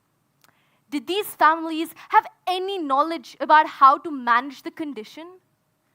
Were they able to spend thousands every single month for life-saving insulin? No. They were struggling every single day just to keep their child alive. So with a broken heart, I knew I had to do something, anything to help these children. So in 2021, I started Project Surya. What began at my study table has today grown into a globally recognized movement supporting underprivileged children with type 1 diabetes.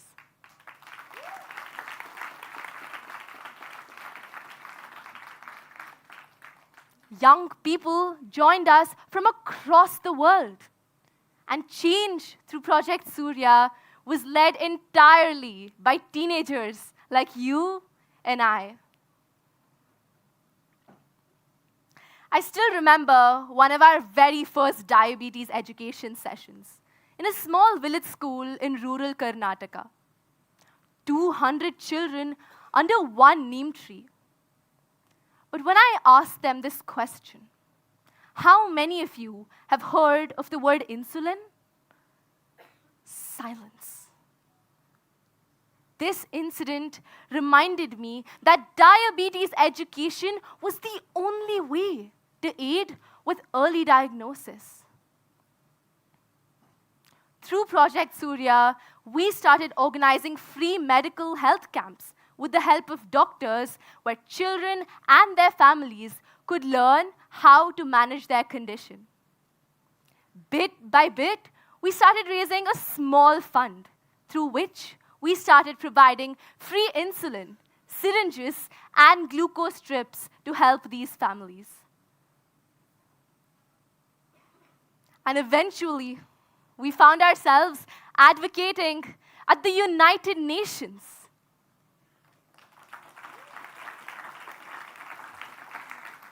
Even though I was internally freaking out, I hoped that by sharing these stories, the world would finally listen. This is Meera, a young girl from a small village in rural Karnataka who was just 4 years old when she got diagnosed with type 1 diabetes.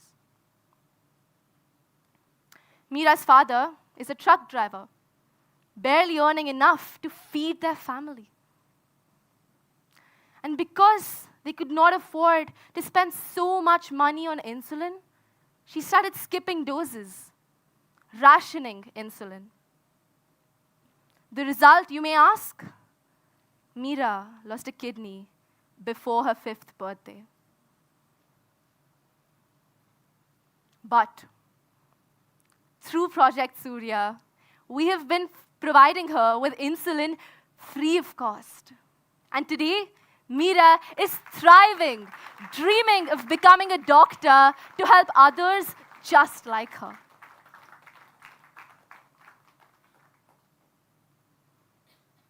This is Naren, a young boy from a small village in India who loves playing cricket. But sadly, his story is also one of deep tragedy. Due to illiteracy, his family did not believe in his type 1 diabetes diagnosis. They thought it was a curse. His grandmother took him to their village's magic healer, who made him place his fingers on hot, burning coal, hoping that it would cure him. As a result of skipping insulin, Naren went into a coma.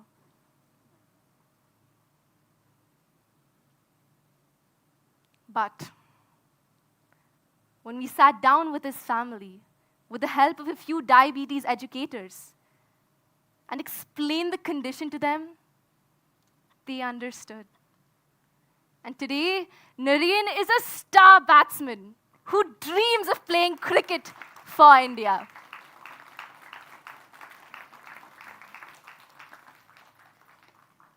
Till date, Project Surya has reached over 450,000 people, donated more than 8,000 vials of insulin, and has trained young volunteers from across the world, ranging from Canada to West Bengal to Nigeria. But what matters most aren't these numbers. It's what they represent. A young boy who takes his insulin injection with courage instead of shame. A mother who no longer cries in fear. Well, here is the truth. The world we live in today doesn't lack problems.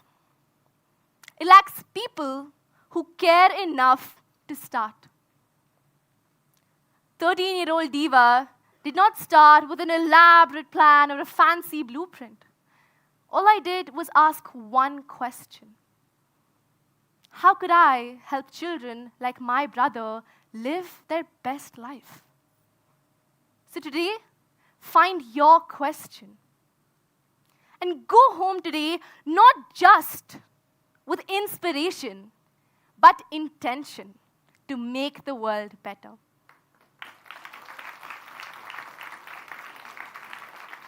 I want you all to find one problem, a problem that breaks your heart. Do something, anything. Start a campaign, start a club, start a conversation. Start small, but just start. And I promise you'll do great.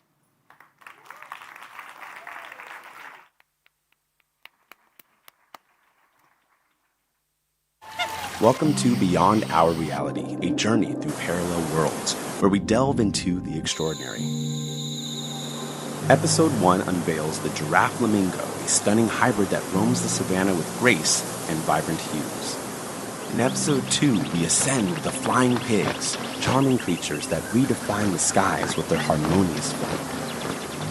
Episode 3 plunges us into the depths to discover the whale-puss, an elegant blend of whale and octopus ruling the ocean's abyss. Episode 4 introduces us to the eel cat, an aquatic enigma that combines the sleekness of an eel with the curiosity of a cat. Episode 5 presents the bunny armadillo, a delightful mix of bunny charm and armadillo protection, captivating our hearts. Episode 6 features the horsefly, a small yet noble creature that buzzes with a blend of horse-like dignity and fly-like agility. Episode 7 explores the reptilian aru, a creature that leaps across the desert with the vigor of a kangaroo and the resilience of a reptile.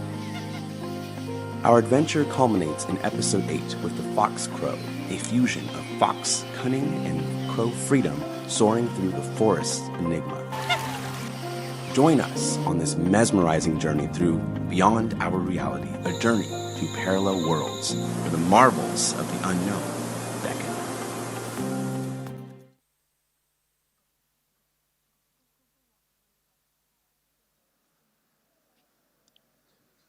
Hello, my name is Navisha, and I'm here to introduce our next speaker. He is an innovator, a researcher, and a scientist, and he's 14. He also happens to help me with my math homework, and he plays chess with me. I always win. Please welcome our next speaker and my big brother, Suresh Subhash.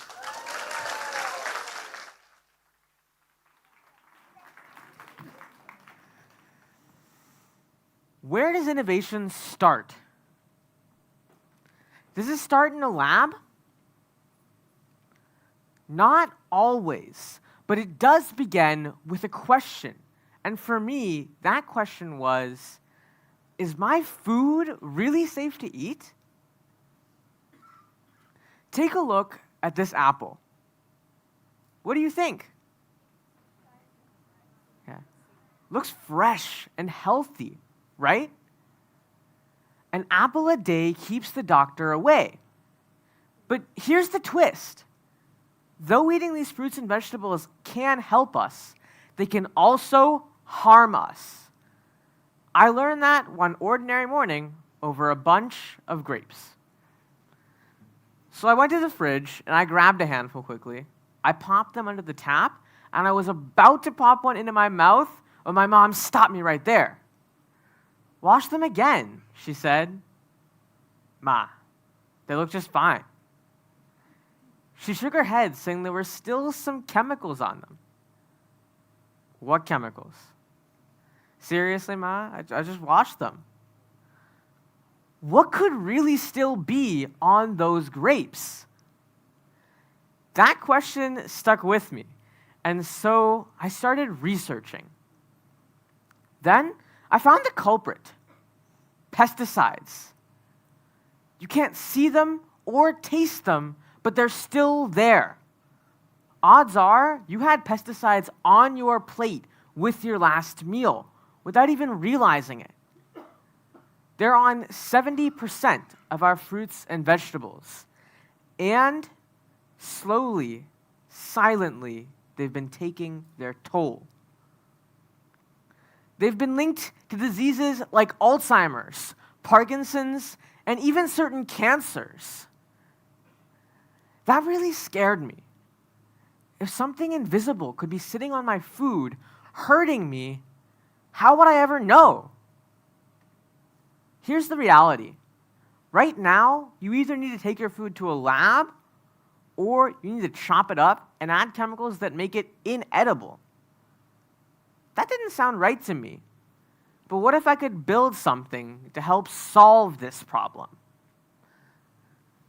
I created Pesticide, a handheld AI-based pesticide residue detector that anyone can use anywhere, from your kitchen sink to the grocery store, or even at your local farmer's market.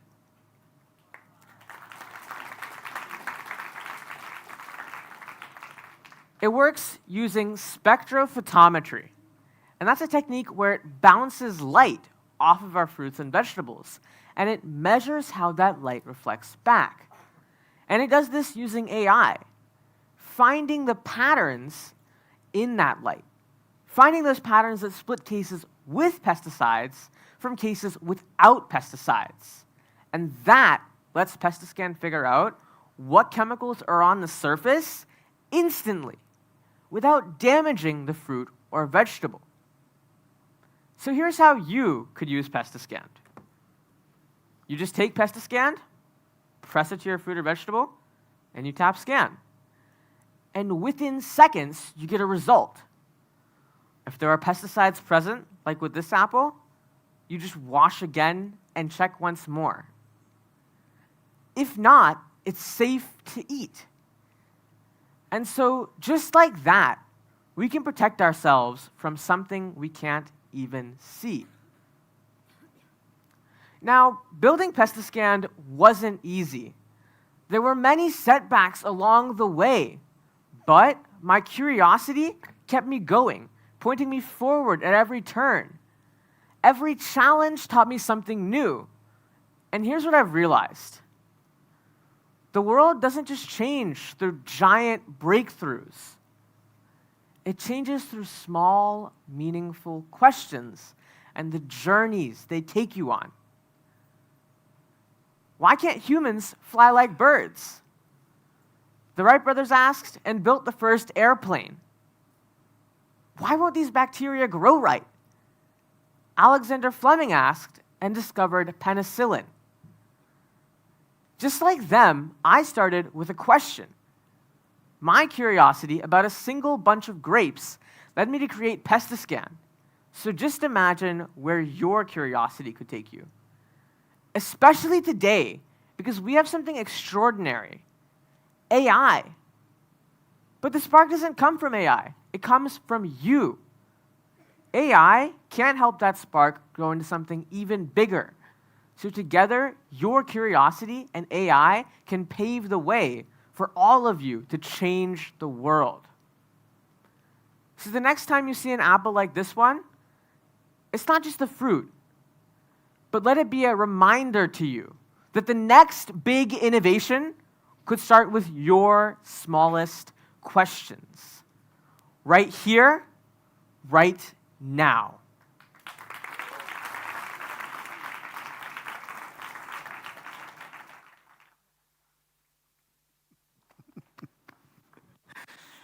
Yeah, it's starting again, right? Beta 14, Annie. Yeah, no, I can hear it. I want to thank Navisha for doing my job for me. That's fantastic. Where are the parents of those two? Don't we have those parents in there? There you are. Hey, congratulations. You know, you got two. There you go. You got two kids, and we just saw them. I appreciate that. I appreciate that. Well, we got Marcus from Singapore, and Diva is from Bangalore, and the family here, Sirish and Navisha, are from the United States. Our next speaker is from an Uber ride away. Yeah, at almost the very, very southern tip of this fine city. And at the same time, might be the most well-traveled person in this room because she is, by definition, been to all the continents. But while she was there, she tackled literally the biggest obstacles possible. Please welcome a total badass, Kamya.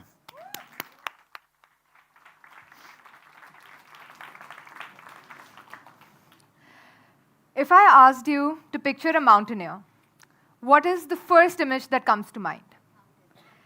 Let me guess, a wild guess. It's probably a brawny, well-built, 6'3" adrenaline junkie with little to no care for safety. But guess what? This is what a mountaineer looks like. I certainly don't fit the conventional image of a climber, but over the last 10 years, I've stood on the summit of the highest peak in each of the 7 continents. I have no memory of the first time I set foot in the mountains, but I'm told that I was 9 months old and on a baby sling.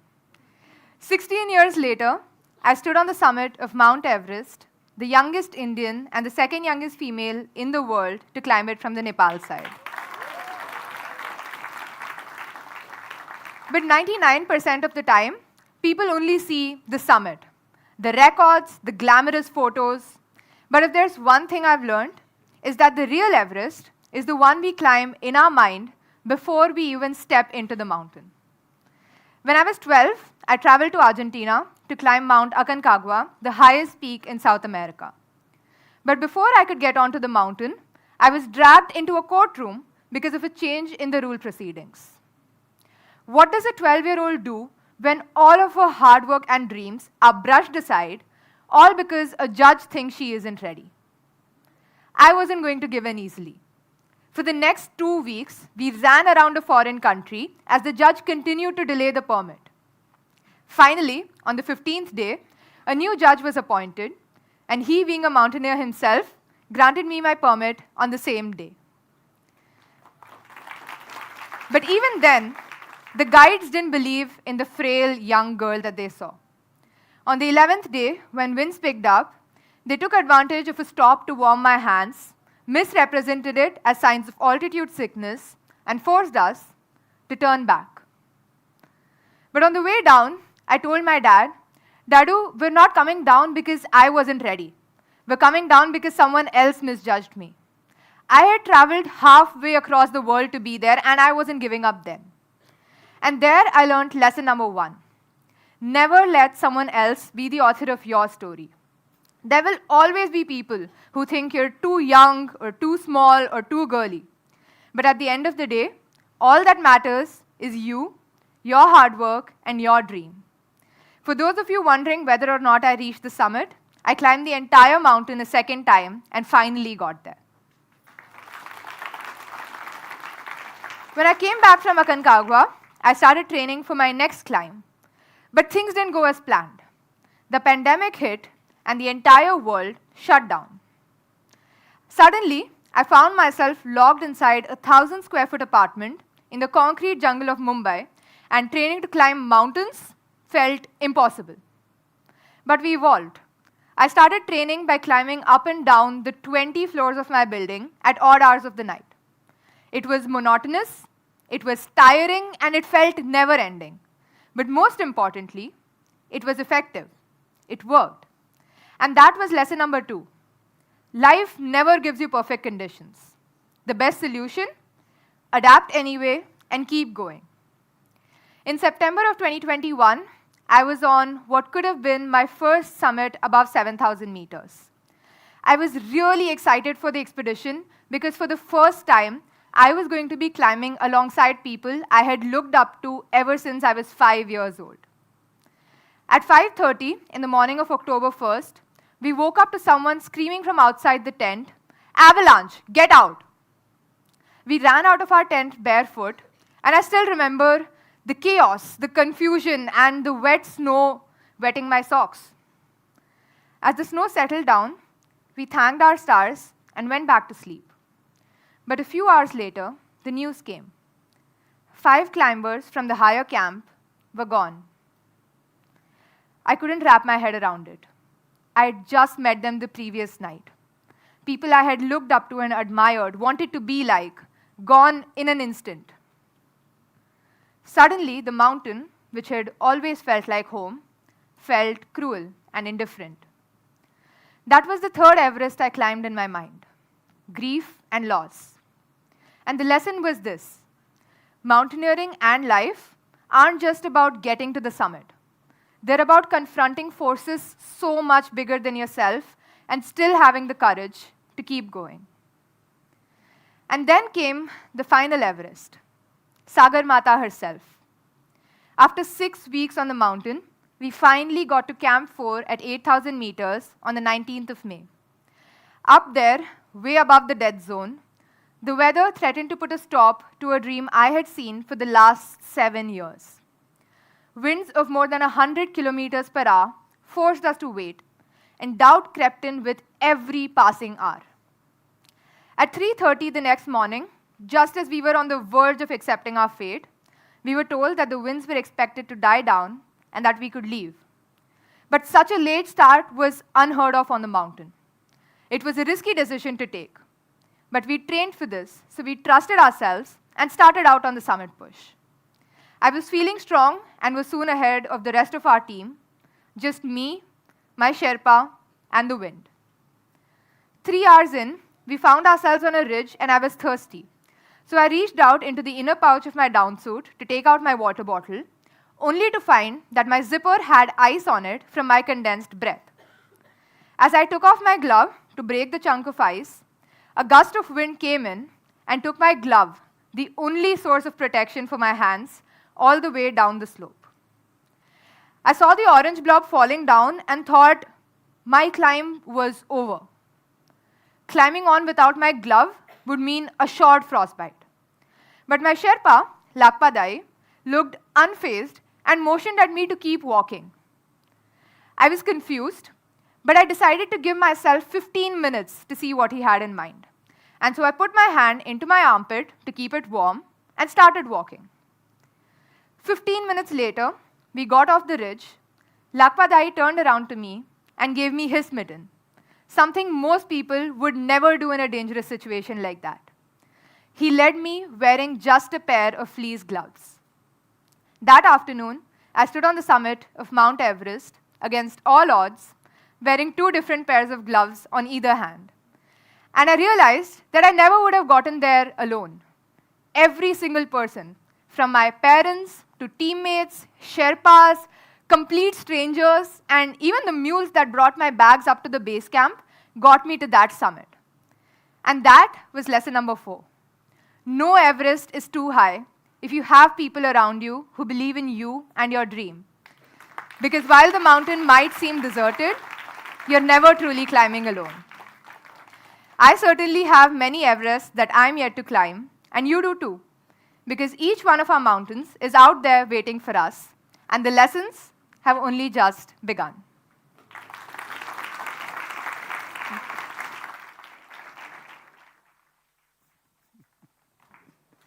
Fantastic.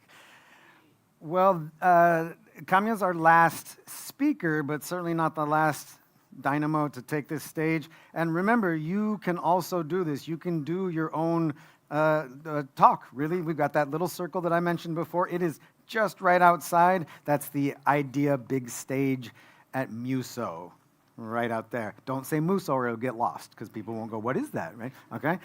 So I noticed from our clock that it is almost exactly 7 o'clock, and you know what that means, right? Friday night. Sat bash gaye, lekin party abhi baki hai. And who better than this next performer? This next performer is a, let's say, musician who takes her talents all around the world. She doesn't have to check her instrument. She doesn't have to put it in overhead baggage. She just has it. Please welcome Kayla.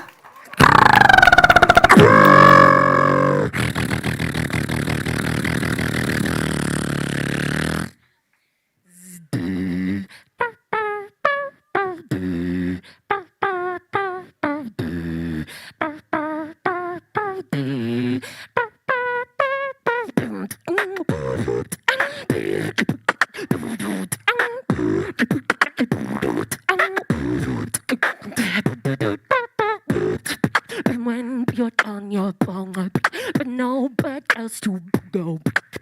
Together we will rise higher than we've been before. Hang up, hang up, hang up. Hang up, hang up.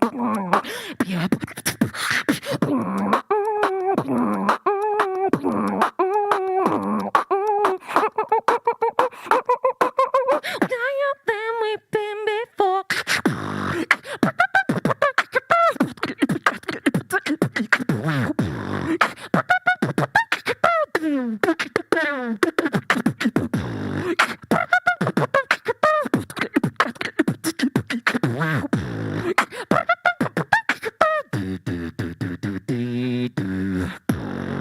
And when you're on your own, but nowhere else to go, just know that you can lean. Just know that you can lean on me. Mumbai! How are we feeling today? Good? My name is Kayla Milady, and everything that you just heard was all coming from me. There's no effects, no background tracks, just the human instrument. Beatboxing is the art form of imitating or reproducing any sound that you can imagine. As a beatboxer, I can become a drum set.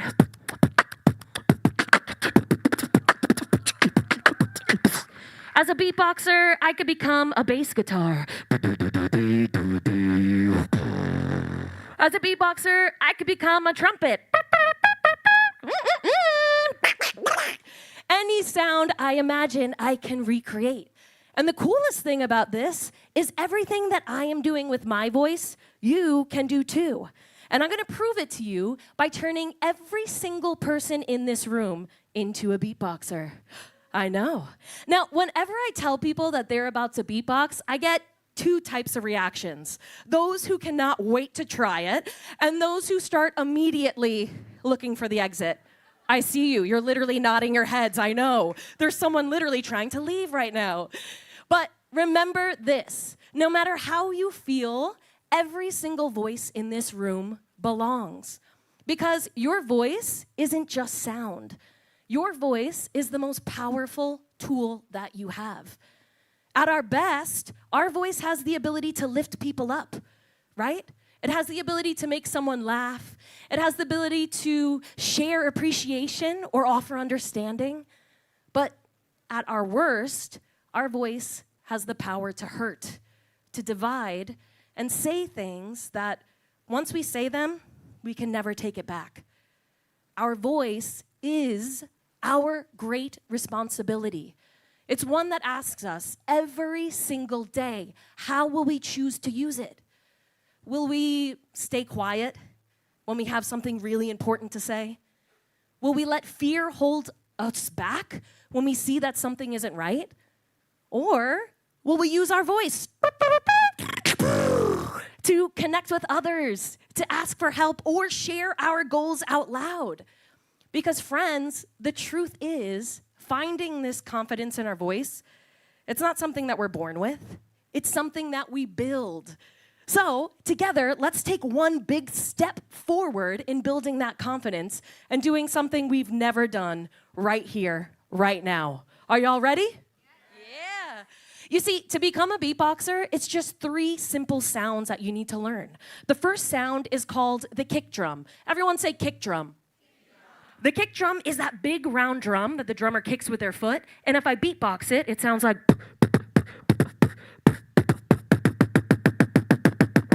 Now, in order to do that, all you have to do is say the letter P, like this. Let me hear you try that. Amazing. Now, if we take our voice away and add a little bit more pressure, it will sound like. You try.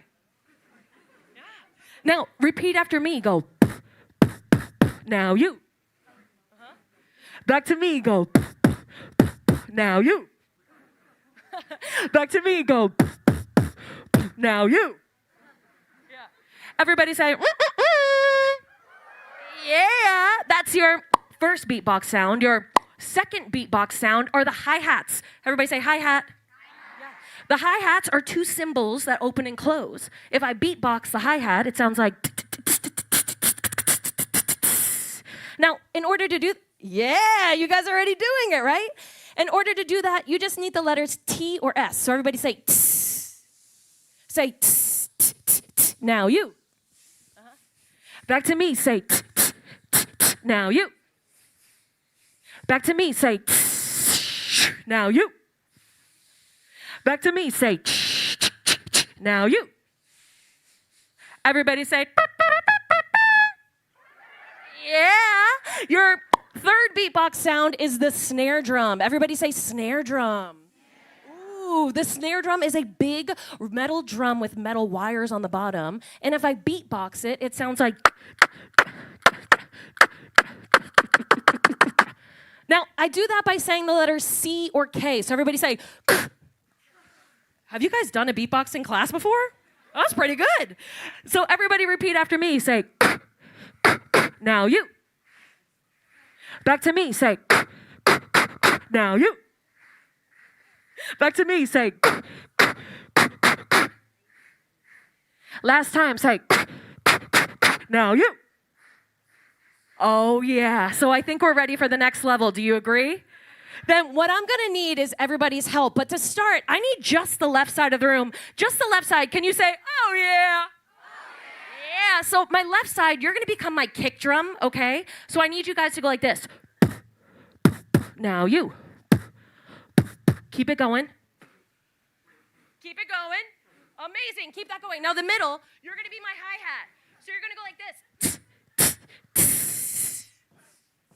Keep it up, kick drums. Yeah, hi-hats. And my right side, you're going to be my snare now. So you're going to go like this. Mm-hmm. Yeah. Yeah, that's what I'm talking about. Keep it going. Now my back row, just the back left, okay? You guys are going to do this. Ooh. Keep it louder. Uh-huh. Good. Now my back right, you're going to do this. Ooh. Just you guys in the front, you're going to be my maracas, okay? You're going to go. Uh-huh. Okay, now my left side, all right? You're going to sing this note. You're going to go, ooh, ooh. And now my middle, ooh, ooh. And now my right, ooh, ooh. Just my left, ooh, ooh, ooh, ooh, ooh, ooh, ooh. Follow along, ready? Sing your part. Ooh, ooh, ooh. When I point to you, you do the note, okay? Ready? Come on, let's go.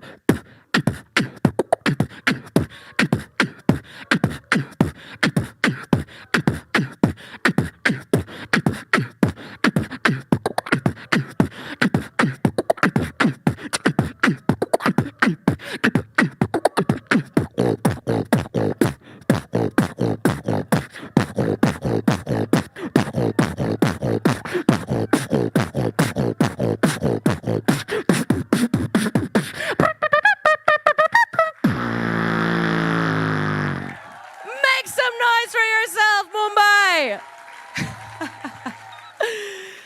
Now, friends, as we see, choosing how we use our voice, it's personal. But the impact that our voices have is collective.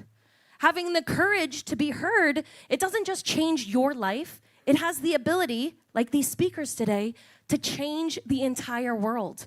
And I mean that. So please, as you leave today, never, ever be afraid of this beautiful gift, this powerful tool that we are born with.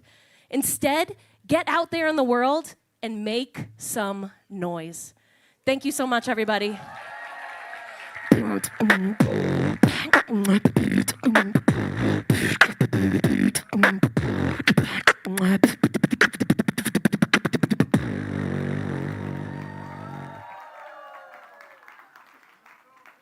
Also attracted about 100 onlookers at Gateway of India. Imagine it. You got this yo-yo guy, and then you got Kayla. It's fantastic.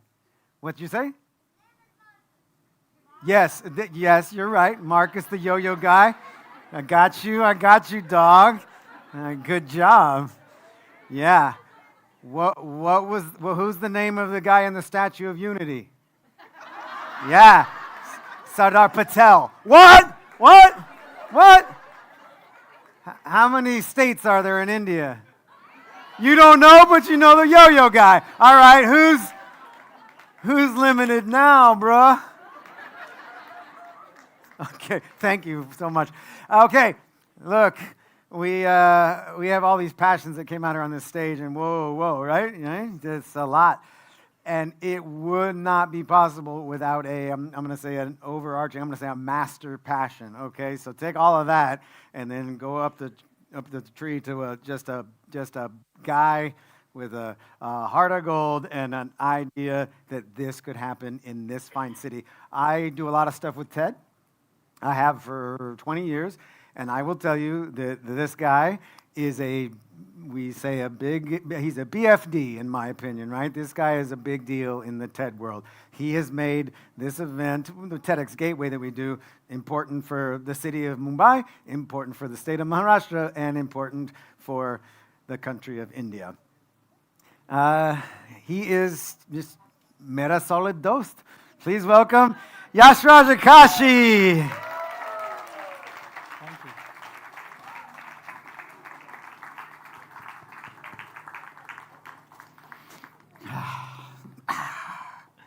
So, every year that Reeves comes back, I wonder why should I go on stage if I don't have an idea. It's really something that I feel, if I don't have an idea, I'm not going to be here. But this time I came with an idea, right? It's right here. Okay, what you see in my hand is such a big idea. Such a big idea. Yes, it's a napkin, but if I open it once, and then I open it again, there's something I've kept right in between that's super powerful. Any guesses? It's something that we're trying to do out here. Okay? It's in a paper, and I don't know if I can open it. It's very delicate. What is it? Maybe a grain of rice. Okay, I'll give you one more hint. If you really take care of it, it multiplies. Yes, it's a seed. So why is the seed here? I'm going to keep it right here. Okay, why is the seed here? This stage is that platform, right? And this place right here, this place, every time I come here and every time I've heard about the idea and I've seen it grow, I really had one want. I want to go to a place where I can be a child again. Really. And I want to go again and experience all of these ideas and really, really see a different life. It's actually so difficult when you're growing up to go against what everyone wants you to do and everyone is doing. In my case, in college, everyone wanted to be a good CA. That's it. My college wouldn't care at all. And in school, everyone wanted to go abroad or something or the other. But this whole thing in our head is like the seed. You're nurturing it. The environment around is nurturing it. And if you just have places like this and conversations like this, you're actually giving it a better environment. You know what happens to that seed if you take good care of it? How many of you have seen a small seed grow? Yes. Multiplies. So every child out here, a friend of mine asked me, why will my 6-year-old, she's right there, hi, Isha, like, why will my 6-year-old come here? I said, even if he's able to take one idea and, really get curious about it, who knows what he would be doing next? He would really get that encouragement, that environment. And this is that space, Muso, this whole environment of being a kid again and letting yourself be a kid again for adults and anyone is right here. And that's why that seed is so critical. You can really plant a seed and watch a plant grow and then probably become a tree and then a metro line goes over it. But this seed, I swear to God, if there are 60, 70, 80, 100, 120 kids out here, this seed shouldn't stop. And TEDx Gateway won't stop because we have this mission that why only 200? Why not 10,000? Why not 20,000? And this is our first effort to bring this to many people. Not only 233 people in this room, there are 40 different schools, colleges that are watching it live. So hello to everyone who's watching the watch party. There are multiple people who are watching this on live stream. And this is just the first year. I can tell you this, 15 years later, this is still our first year. It still feels you're a seed. And it still wants to grow. So thank you all for coming together and helping us plant that seed. It really matters. And more importantly, places like this matter. How it works, who comes for it, what is the cost does not matter. If you really want your child to truly be in an environment, come here. Come to such conversations. I beg you, nothing is more important to be in a place where they are curious, where they have the ability to grow and multiply. So remember, a seed is a seed till you don't make it into a tree. And this platform is that platform for you. So take these ideas, go out there, plant it to someone else, multiply. And trust me, somewhere or the other, your child's going to find their unique self. And I think, Tanvi, isn't that why Muso exists? So thank you all for being here. Thank you. Muso! His name is Marcus. It's called Muso. I get it. Museum of Solution. Get it. Thank you, Tanvi. Come here. Come here, come here, Yeah, come come on. You know, she's... Yes, yes, She's helped us build this, and I went to her and say, trust me, if not this place, I don't think I'll even do it after 15 years. So 15 years later, I don't think there was any other place perfect, any other environment perfect. You guys have badges with you. You have access to the museum. Can they stay back a little longer? Please. Little back. But go explore. If you're a parent like me, my 4-year-old is here. If you're a parent like me, and my wife is watching somewhere in Delhi, hi Akanksha, please take time out and go become a child. No one's going to complain. No one's going to watch you and judge you. This is that place. And if you're a child, think of it. No one's going to stop you here. You have to keep growing. Today, there are so many speakers who believed in the idea, and they are growing their own pathway. It could be you next time. And we really want to make sure this goes to not 233 people, but maybe 10,000 next year, maybe 20,000 next year. Because why not? So thank you all for being here. Thank you all for making this work. And after 15 years, oh, he wants the seed. He got the seed. Good job, Javier. I'm so happy you did that. And after 15 years, I hope Abir there, Javier here, are going to be on this stage, or probably even before. Who knows?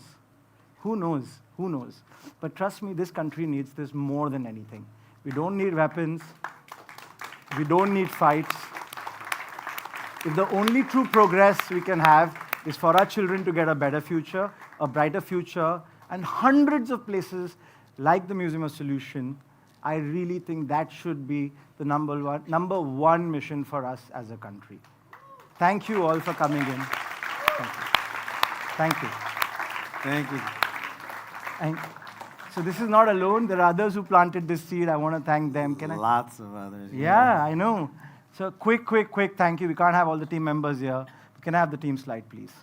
Lots of team members here from TEDx Gateway who flew in from different parts, Delhi, Bombay, Bangalore, other places, and who all came here. Thank you all to the content team can I have the slide? Yeah. The content team, the team from Muso that really helped us. The team from Muso also, right? Muso, yeah, okay. Museum of Solutions. Don't mind it. You know, we really pushed them, and what a lovely venue. I just can't believe this has happened here. This is so good. And of course, JSW, thank you for being there 14 years later. I feel like I've just come with a new idea to Mrs. Jindal, and I've said, ma'am, please. And she says, go dream big. And that's it. Next time I'm going to add like 1,000 more seats somewhere behind. You know, whole Victoria House should be ours. I do miss it. This is a wonderful space, and we've decked it out. But in order to get you to sit here, we had to remove the 4 slides that are usually in this space. So come back for that. Yes. Yeah. There are. Yeah. Trust me, I love it. Yeah. Exactly. So thank you all. We'll probably have them here after the session, or tomorrow. Tomorrow. It's going to be come back. Come. Just show your pass. I'm sure someone will say, it's okay, you can come today. All right. But thank you all. Thank you to Viscraft. Thank you to Beyond Design. Thank you to Thick and Thin, our performance agency. And thank you to all the people, Nikhil Bhai. Thank you, Kamal Bhai. Thank you. And thank you all to the people who've tuned in online and made this work. It really matters that you help this seed grow better. And who else? Have I forgotten someone? Who else have I forgotten? Well, you've forgotten a ton of people, right? Because it's impossible without that. But let's talk about our speakers. Of course. Our speakers who I think they're already partying. They've gone to the after party. Have they? Where are the speakers? Where are the speakers? Where are the speakers? Do we have them nearby? Have you taken some of them? There we go. Oh, look, they're coming in from backstage. All right, come on out. Come on out.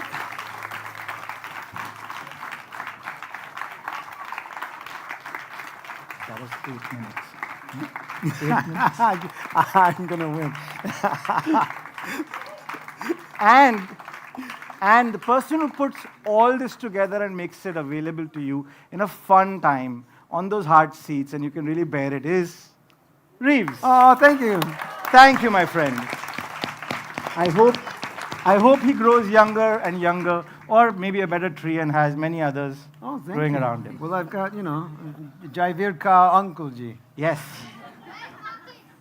Where's Marcus? Good question. Where's Marcus? Oh, he's left. He had to go to Singapore again. He had another show to go to. Yeah, but we have a surprise for you, right? It's just that we started with a 7-speaker idea, and I think we ended to 13 or 14 speakers, and it's just that we still think there should be more. So we have one last surprise for you. Yeah. What is it? Oh, You wanna I tell don't them? know. It's a surprise even Can to you me. guess? Can you guess what it is? Kayla. No, not only Kayla. You want to see what we do? What, Zoe, what did you say? said Modi? Wait, hold on. My friend Zoe right there. Hard, bro. All right, tell him. Pakka 20,000. You want to tell them? No, Yeah, no, you should no. guess. Yeah. You should guess. You know, when I said plant a seed, it starts back in office, it starts back at home, it starts everywhere. You want to guess who it is? No. You said. Sashi Tharoor. Oh. You know him?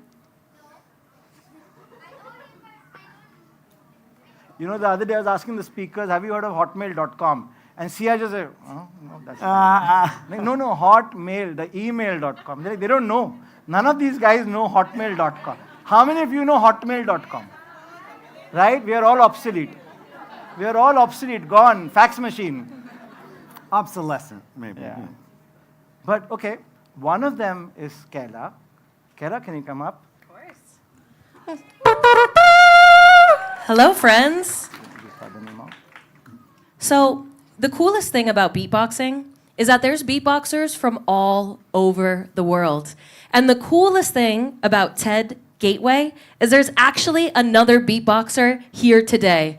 Do you guys want to hear another beatboxer today? Yeah? You know, I tell him something very weird, right? I told him, please resign. Yes. I told him, he was sitting right there, and I told him, my friend, please resign.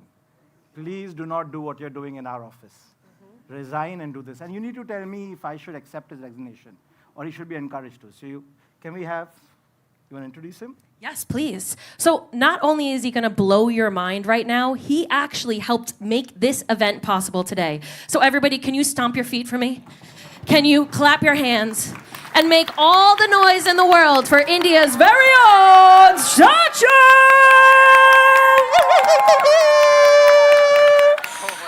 And you know what? 2 beatboxers is amazing, but I'm from New York City, and New York City, as you might know, that's where hip-hop started. So we got 2 beatboxers, but I think what can make today even better is to also invite back up our incredible rapper to join us. Can you make some noise? Oh, yeah. That I didn't know. Oh, yeah. Okay, so, Reeves, how about we do this? We'll drop a beat, and then you tell people what to do next. Sound good? Yeah, that sounds really All good. right. You ready to take it away? Drop that beat.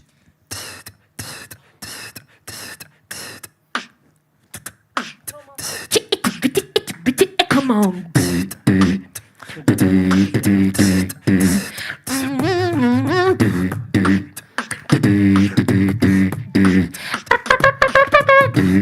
Let me tell you what we have. Let me tell you what we've got. We're here at TED with this big red spot. But it's over now, so we're going to do something really fine. We're going to get behind me in a line. Hey. I'm going down this way. I'm walking out that door, and we're all going to walk out of this theater. Come and hang with us. Come and party with us. Grab a speaker. Talk to anybody you want. We're having the party right out here. Come on. हम कहना ये चाहते हैं real मुद्दों पर हो बात facts हम बताते हैं that voices should be out जिस पर लोग करते डाउट यूथ को समझाना है this aim is all about rap तो एक जरिया है हम बदलते विचार प्रकृति से प्यार करो ये करते हैं प्रचार just to express not to impress we are doing this hip hop this art is our strength to spreading our thoughts hey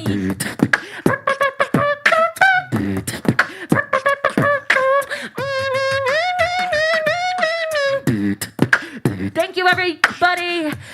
Please make your way outside. Go talk to a speaker. speaker. Go get your questions answered and go get curious here at the incredible museum.